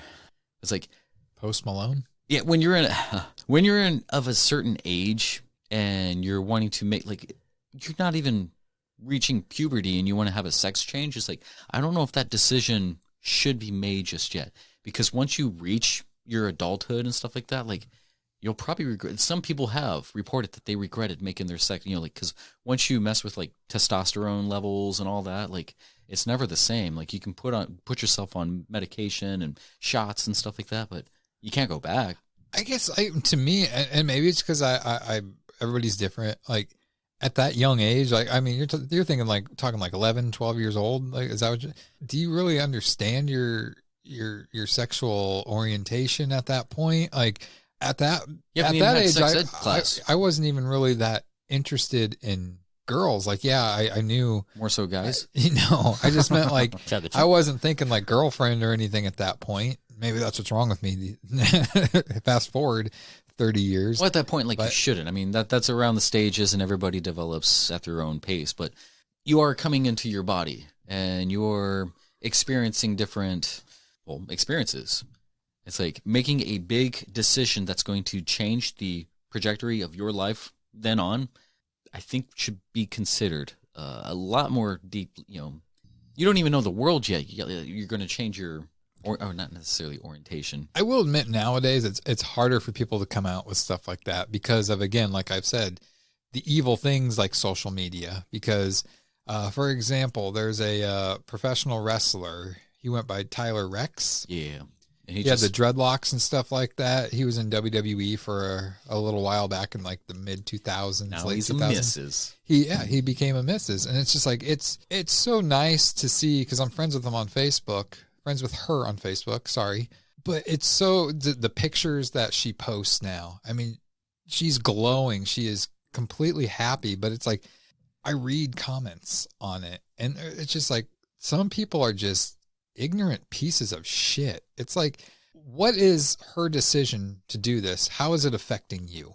If you don't like seeing pictures posted, unfriend them. Right. You don't have to berate them and make them feel like they made a terrible choice and that they're going to hell for this. I don't get it. This is the society we live in. That's the problem with giving everybody a voice. Giving everybody a voice, they're gonna use it, and I mean, they should be able to use it, but we're not addressing how to react to it, how to, I don't want to say just take the lickings or anything. Like, well, right. If you don't agree with somebody, and it's a weird dichotomy of like everyone has the right to use their voice, and the right to offend is a human being's right. On the other hand, having the ability to offend someone at the drop of a dime sucks. That also says a lot more about that person, though. Not the person doing the offending. It's just like you can't process things. Like you're not ready for certain things. If you can't, not necessarily cope, but like say I insult both of you guys. I say the same thing about, like your mom was whatever, your mom was which whatever. Which you usually do every episode. Yeah, okay. Yeah, but like you don't take offense to it, and you're like very sensitive to it. It's like it's not my words that are hurting; it's how you react to it that's hurting. It's like you have the right to offend, you have the right to respond. That's your choice. However you respond to it, however you process it, that's up to you. If something offends you, and like you got to get to the source of that, you can squash that. Well, another big issue with these arguments that normally 9 times out of 10 take place on social media is there's no tone. Yeah, absolutely. Like you may not agree with something I say, and you type out this thing, and you don't mean it the way that I'm reading it, but I read it, I'm like, oh, this motherfucker, and then it's just like, then it just builds from there. You seen that Key and Peele one? He's like, they're trying to meet up at the bar, and Keenan, he's like making very longer replies, while the other one, he's like, yeah, okay, cool. He's like, cool. What the fuck does that mean? Well, yeah, and it's all in how it's just like, that's why, I don't know. I understand the ease of typing stuff up on social media, but like talking in person, I think it's usually, it's better. It is easier when it comes to a face-to-face conversation is 100 times better than just reading text because you're putting your own inflections to something. You're not taking it from their stance. You're taking it from your current stance. Right. Yeah. And most people these days, once they read something, they're automatically on the fence. The offense. Sorry. Yes. It's so much better to be able to insult someone to their face to see their reaction. That feels so good. Right? my favorite insult to this day, and I will insult you. By the way, I love your mother. I'm just going to preface that, but I am going to do this. What's that supposed to mean? I am gonna do this to your mother. Just know that there is no actual intent to your mother. But you can do it to my mom too. I can do it to your mom? Okay, yeah. I'd feel more comfortable doing it to your mom because I've never really met your mom before. I have many moms. Okay, this is to your mom you don't like. That's my real mom. No. Tell your mom she owes me $7 because she killed my betta fish. I made her come so hard that it got in my fish tank and killed the pH balance of the fish tank, and she killed my betta fish, so she owes me $7. That's a cheap fish. I can spot you. What's going on? This is awkward. You just got to do it deadpan. He's letting it sink in. The more he looks at me like that, without blinking, it's hurting more. I can feel it. He's still looking at you. Because it's true. But yeah, no, this whole topic, it's like, I feel like just us talking about it right now, I sense that you guys, well, mainly me, have to like walk on eggshells just to express it. It's like, why should we? The more ideas we get out there, the more we can combat the ones that are bad. Well, we kind of talked about this the other night. Excuse me. We were talking about this the other night. That it sucks because, I have a very raunchy sense of humor. Everything I say is in fun, in humor, to get a laugh, to loosen up tense situations. But I feel, especially on this podcast, I have to edit so much shit. I have to edit so much because it's just like I said, I would like my name to be popular someday, like Stephen King. How can you do that when you won't watch half of his shit? Yeah. Like, if us three were to go down in, like, an airplane, it'll say something like, Justin Milani and 2 others died. Yeah, right. Because they smell the garlic on there. Hey. Justin must have been on here. Well, if it's burning, it's a savory stuff.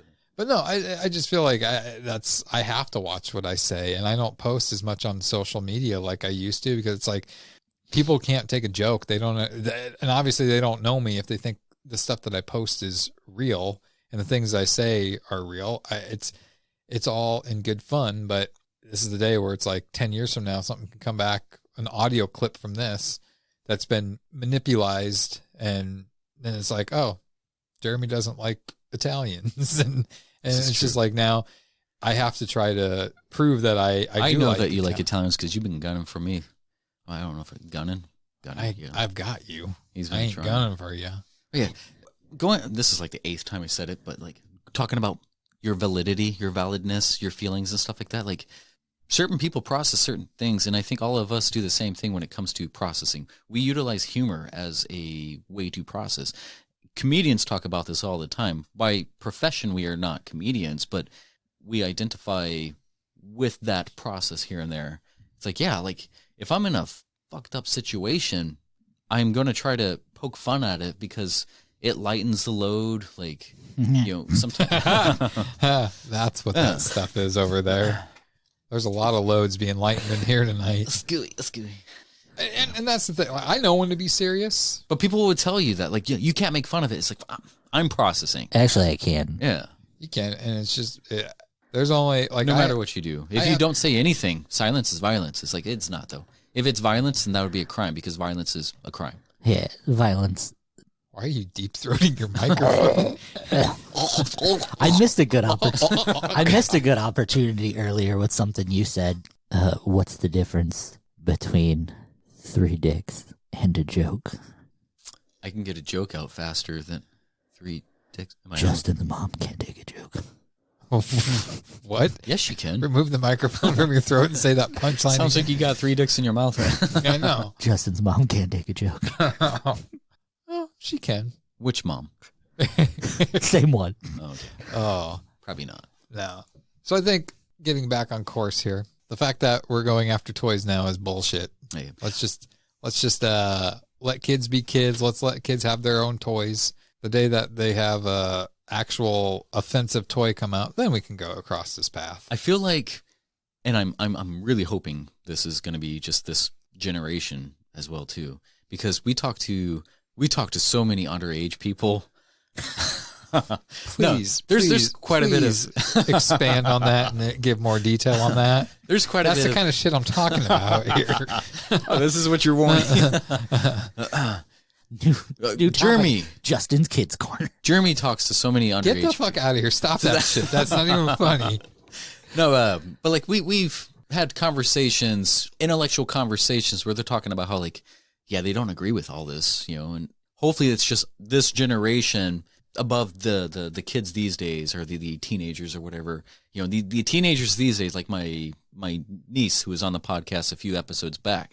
There's an actress that we talk with who has similar concepts. Like, this is kind of going way too far, and hopefully that generation can help expel a lot of that BS that's lingering around.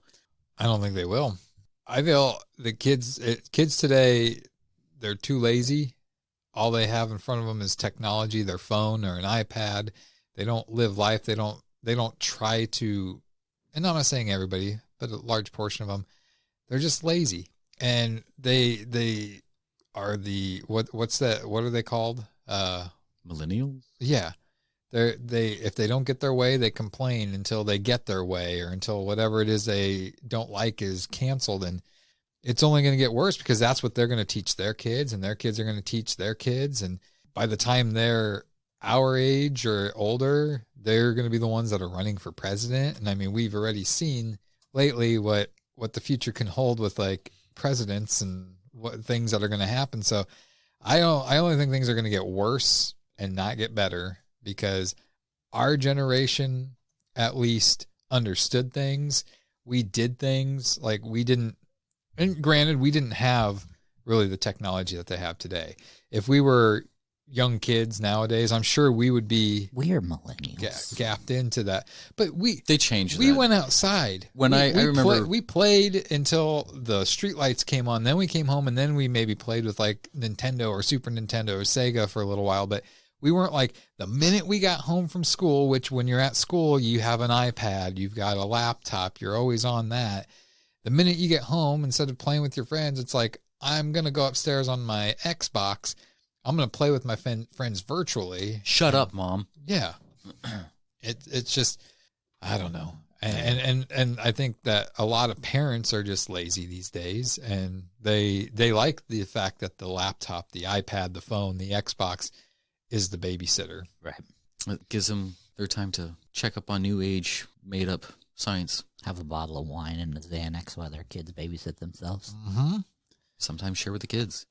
I would definitely, I don't know. I would definitely, if I ever had a kid or kids, I would definitely set rules. I would tell them, like, you have this amount of time every day to do something constructive that doesn't have to do with technology. And I would explain, like, if they ask questions about things like this, like the Mr. and Mrs. Potato Head thing, or Mommy, why was that guy once a guy, now a girl type of thing, I would talk with them. I would tell them. I'd be real with them. But maybe that's why I'm not a parent and you guys are. Is that something? Do you feel like if your daughters came up to you, Justin, and asked you like a question like that, like, like the Caitlyn Jenner or whatever, like if they're like, well, didn't she used to be a guy? Like, would you be honest with them, or how would you handle that situation? Well, I think honesty is key.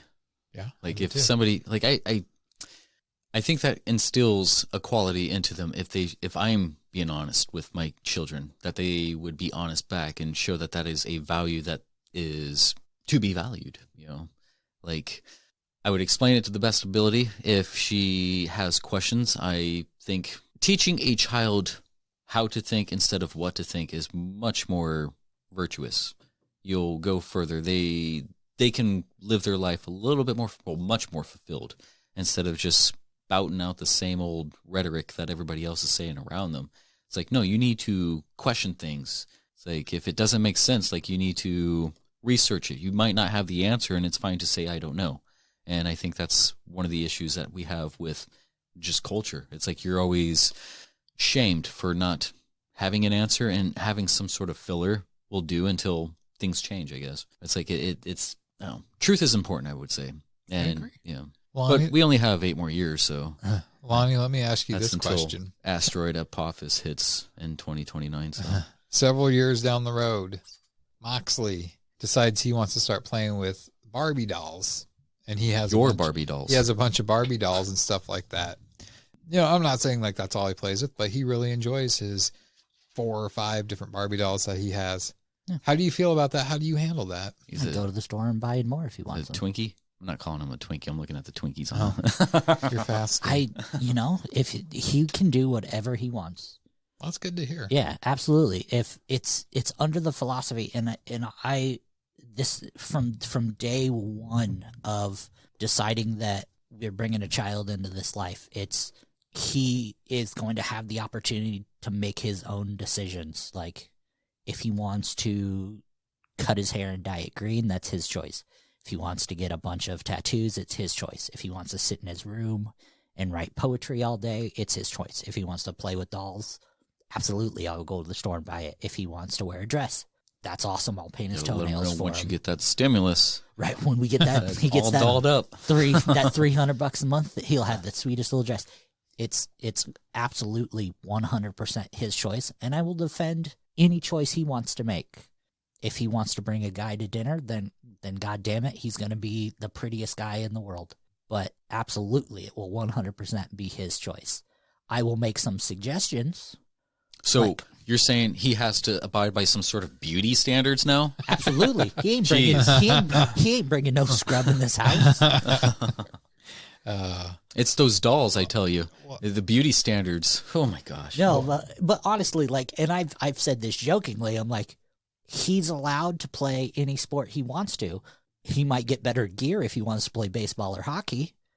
But not the hand-me-downs or something at a yard sale if he wants to play football. Yeah. If he plays a sport I can't stand sitting through, then he might not get good stuff. And that's something I know my mom doesn't listen to this, but my sister does, and she'll probably pass it on to my mother, who actually works from her house. But you mentioned that, like, I have to thank my mom for, she had 3 kids, and that we know of, and but mom knocking up all the boys in town, because all of us were into stuff. Like, I think I was into more activities than my sisters, but like I was more into your mom. Fuck you. But she sat through I played baseball for God knows how many years. She went to every single one of my baseball games. I was in, band in junior high and high school. She went to all the concerts and competitions, just all the things she went through and sat at, she did that. My dad didn't. I mean, he came to some here and there, more so like the baseball sporting stuff, but thank you, Mom. Like that for her to do that. I mean, that's a thing too, that even in my adulthood days, like it's a driving force behind like why I stay active with creating things and doing things. 'Cause it's like, she's always supportive. And like, for me to know my mom was supportive of me was just, it's great. And, I commend any parent that, even though I know like my mom at these things is probably like, oh my God, I got to go to another one of these, but she went to it and she was there. She videotaped the majority of them. And, she did it because she loved her children. So any parent that actually supports their kids and makes the time to go to all their stuff, you deserve a pat on the back. Absolutely. Because I can tell you right now, it may not seem like it now, but when your kids get older, they will remember that. Absolutely. Right. It's like and I plan to have like a life of my own as well, as having kids. And like when they get old enough, like my oldest Zora, she's about to go into school here, and we're thinking about getting her to sports. And I would like to like look her in the eye and be like, this is your first game, and I'm sorry, but Daddy's got a life. We got a podcast to record. So you're missing her game right now. That's what those texts are going off. It's updates on the score. Dad. That's what, and kind of along the Dad will come. He'll be here. Same lines along that. Like, we didn't have a lot of money growing up as kids, or as I was a kid in my family.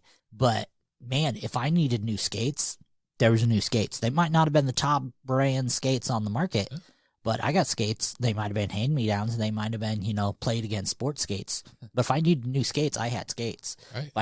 If I broke a stick and I needed a new stick, then we might not have got food that week. But damn it, I had a new stick. They drove me all around this country What for game bowling. were you playing? Polo. Oh, okay. Yeah.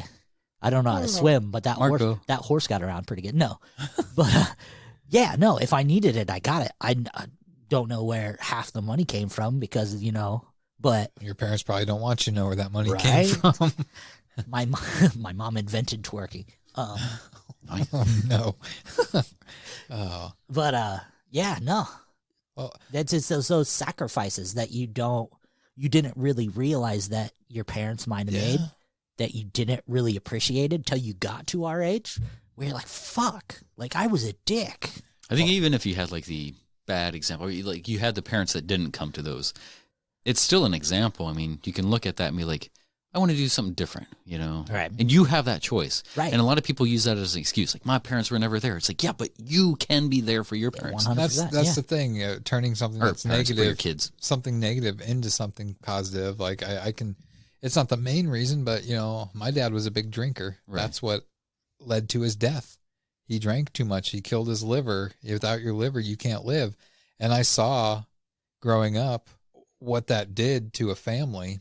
I mean, he wasn't like an abusive drunk or anything like that. He just kind of, he was easily somebody to anger and just like make him like not punch you, like I said, but he would just get angry when he would drink. And, I seen how it affected family life and stuff. And I always told myself, I'm like, I will not let that happen when I get older.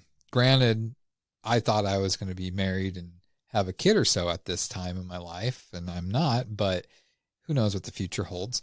But I vow I'm not going to do that. I'm not going to let something like that interfere with my wife, my kids. And, it was a rough thing growing up with, but I took positive from it, and I don't Right. drink. And that's a big reason why I do not drink. I commend you for that. There's a lot of adults who, like I said, they just use excuses. They don't assume their responsibilities. It's like, once you know, you can make the difference. Knowing is half the battle, and that's from G.I. Joe. And it doesn't matter if you play G.I. Joe or Barbie. Well, I want to talk about something else here because we do have a little bit of time. Let's talk about something else. Sex, baby. No, Justin, you may not like this topic, but those of you that don't know, Lonnie used to be the host of another podcast, and I was kind of a producer of it, I guess you would say. Yeah. About professional wrestling. Babysitter, yeah. Fake. Yeah. Did you say fake? And so I'm just ignoring him. It's predetermined, bro. So I think this will be kind of fun to talk about and to get your input on it, Lonnie. But something happened this past Sunday at a professional wrestling. I watched it. Yeah, I watched that ending part like a million times.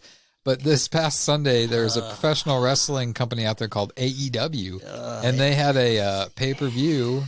And their main event was, what was it, a death match? It was barbed wire. It was a barbed wire exploding death match. So basically, the ropes had barbed wire wrapped around it. There were barbed wire, there were pieces of plywood. No, the ropes were They had the barbed ropes wire. were there. They just had barbed wire wrapped around the ropes. Yeah. Was it like a barbed wire, like gender reveal? Might as well. Might as well have been. But then on the outside of the ring, there's like 4 foot by 8 foot pieces of plywood that have barbed wire on it. Yeah. And when you get slammed on them, there's explosions underneath of them. And sometimes when you get whipped into the ropes, there'd be some explosions that happen too. Yeah, mortars on the ropes as well. Long story short it was a 30-minute time limit. And at the end of the 30 minutes, the ring was rigged to explode. And this was their whole selling point of this pay-per-view. People are like, oh my God. I want front row. This ring is going to explode. And knowing professional wrestling, it's like somebody's going to be in it, because they wouldn't do this just to build up the suspense to not have somebody in the ring when it exploded. So the match happens. The bad guy wins. The good guy loses. The bad guy has 2 of his friends come out, and they start beating down the good guy, and they handcuff him. Well, now we're down to... Handcuffed him to the ring or in the ring? In the ring. Now we're down to a minute, and the siren goes off, and the minute countdown starts on the screen, and the bad guy's like, oh my God, we got to get out of here. So as they're leaving the ring and heading up the ramp, let's pause that, Lonnie. We'll play it afterwards for Justin here. I'm in creating it visually for the listener. Notice I said listener. So as they're leaving, some good guys come out and whatnot, and one of them is this guy named Kenny Kingston. Eddie Kingston. Did I say Kenny? You said Kenny Kingston. Eddie Kingston. Wow. Sorry, I at least got his last name. I don't watch this. Little preference about Eddie Kingston. I don't think Eddie Kingston knows that professional wrestling isn't real. Well, after what happens, I think he probably knows now. So, anyways, Kingston and John Moxley was the guy that was the good guy. And by the way, my son is not named after John Moxley. Okay. I get that a lot. Is it because he has Moxley? Moxie, yeah. Anyway, Kingston and Moxley, they have a past. Like, they're friends, enemies.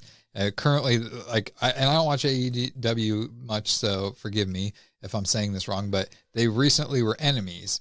Well, he came out, Kingston, and showing compassion, like, for his enemy who's also his friend, like, I need to get him out of the ring.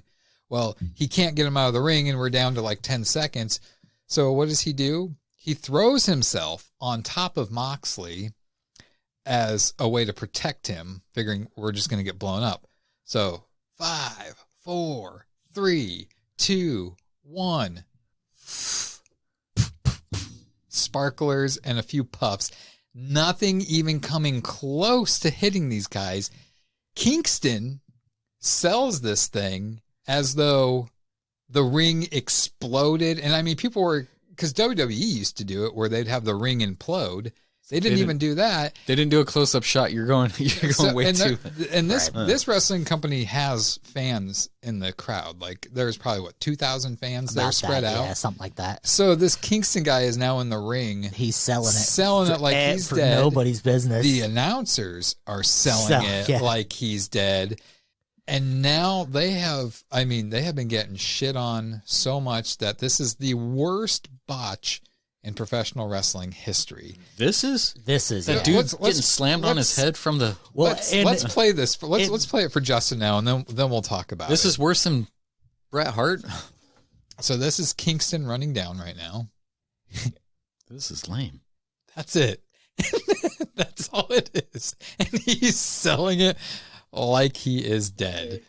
And there's the official doctor. So anybody listening, if you want to see this, just go to YouTube and type in AEW botched ring explosion, and you'll see this. There's some videos out there where people added farting noises and stuff with it and stuff. But I just kind of want to get your take on this, Lonnie. It was. The match itself wasn't bad. Like, I watched the whole pay-per-view. I love AEW. It's the only wrestling besides actual deathmatch I watch now is when they have a pay-per-view. Because he's still selling it. It's the only wrestling I watch besides deathmatch wrestling I watch because I'm so burnt out on wrestling anymore. Yep. Yeah, when it was like, oh, what are they going to do? They have such a high production value, and that happened. And I was talking to my friend who, we go back and forth. He'll buy a pay-per-view. I'll buy a pay-per-view. And we got fucked this time. Yeah. And I sent him the message because we didn't get to watch it on Sunday. We ended up having to watch it on Monday. So we watched it. We were watching it, and I sent him the message. I'm like, sitting down to watch the pay-per-view. He's like, how far are you? I'm like, I'm at the ladder match. He's like, just wait till the end. I'm like, the death match? He's like, yeah. I'm like, is it good? And he just says, ha, ha, ha. I'm like, oh, okay. So it's either going to be super brutal or super bad. So I got to it and I seen that ending and I was like, oh no, like they lost all credibility. And they have, I think there's no coming back from this. And I know like Tony Khan, the guy that owns AEW, he did a press conference and he's trying to make it sound like that was the plan, but we all know damn well that was not the plan. Like they obviously didn't do a practice of what this was going to look like. They can't really. And it was just like the thing is they could put, because the bad guy Kenny Omega, he was the one that rigged the ring. Yeah. It's funny because after AEW went off air, John Moxley Right? sat up in the ring and there's video of it where he's just like, Kenny Omega is one tough son of a bitch, but he can't build an exploding ring worth of shit. And it's just like, the thing is, there's like, they could play it off as a storyline, but it's like, you can't because of that Kingston. Terrible selling. Kingston sold this thing like it was a big, huge explosion. Well, so did the announcers did too. Yeah. And that's the thing. Like, I was thinking, well, they could say that,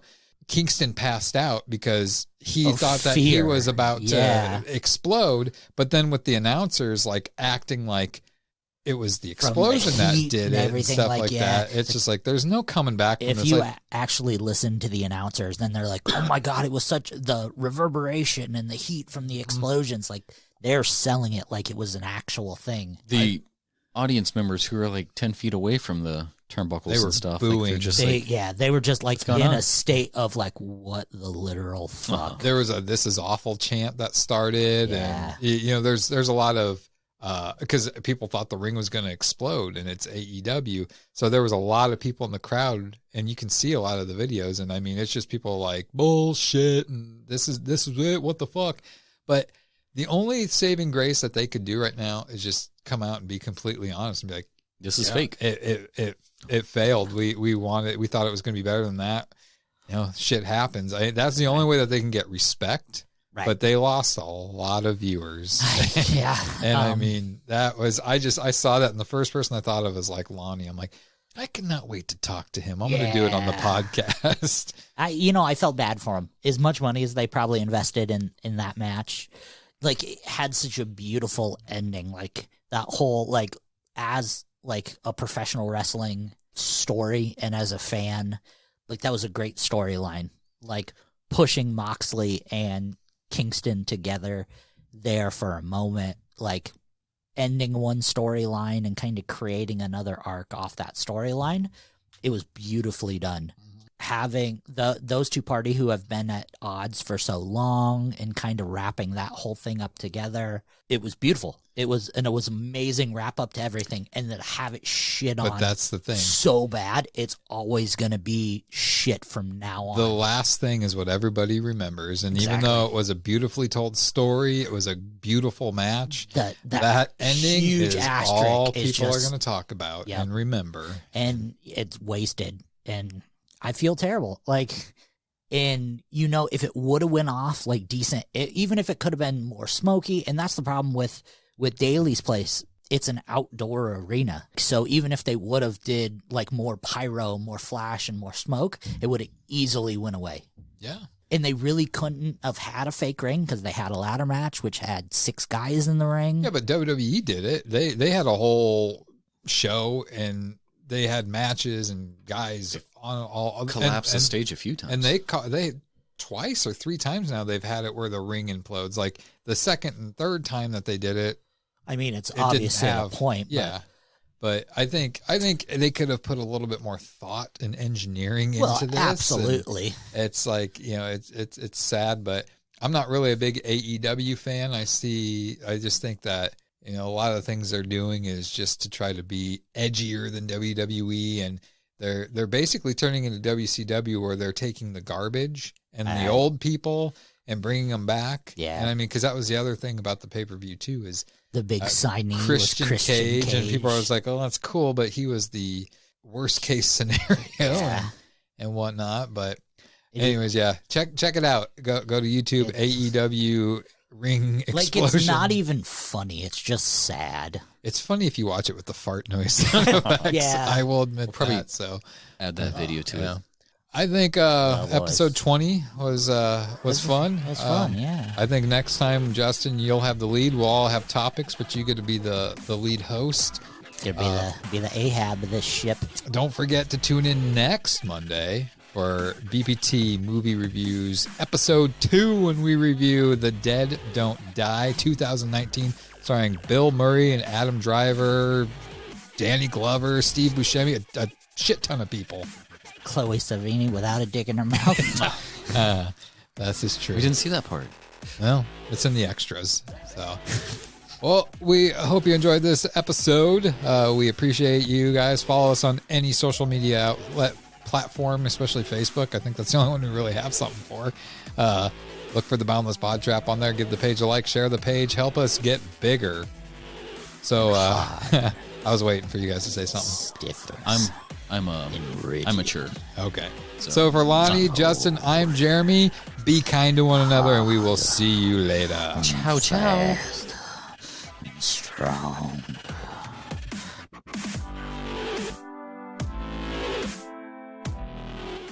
Thanks for listening to this week's episode. Join us next time for more absurdity that only the guys from the Boundless Pod Trap can bring you.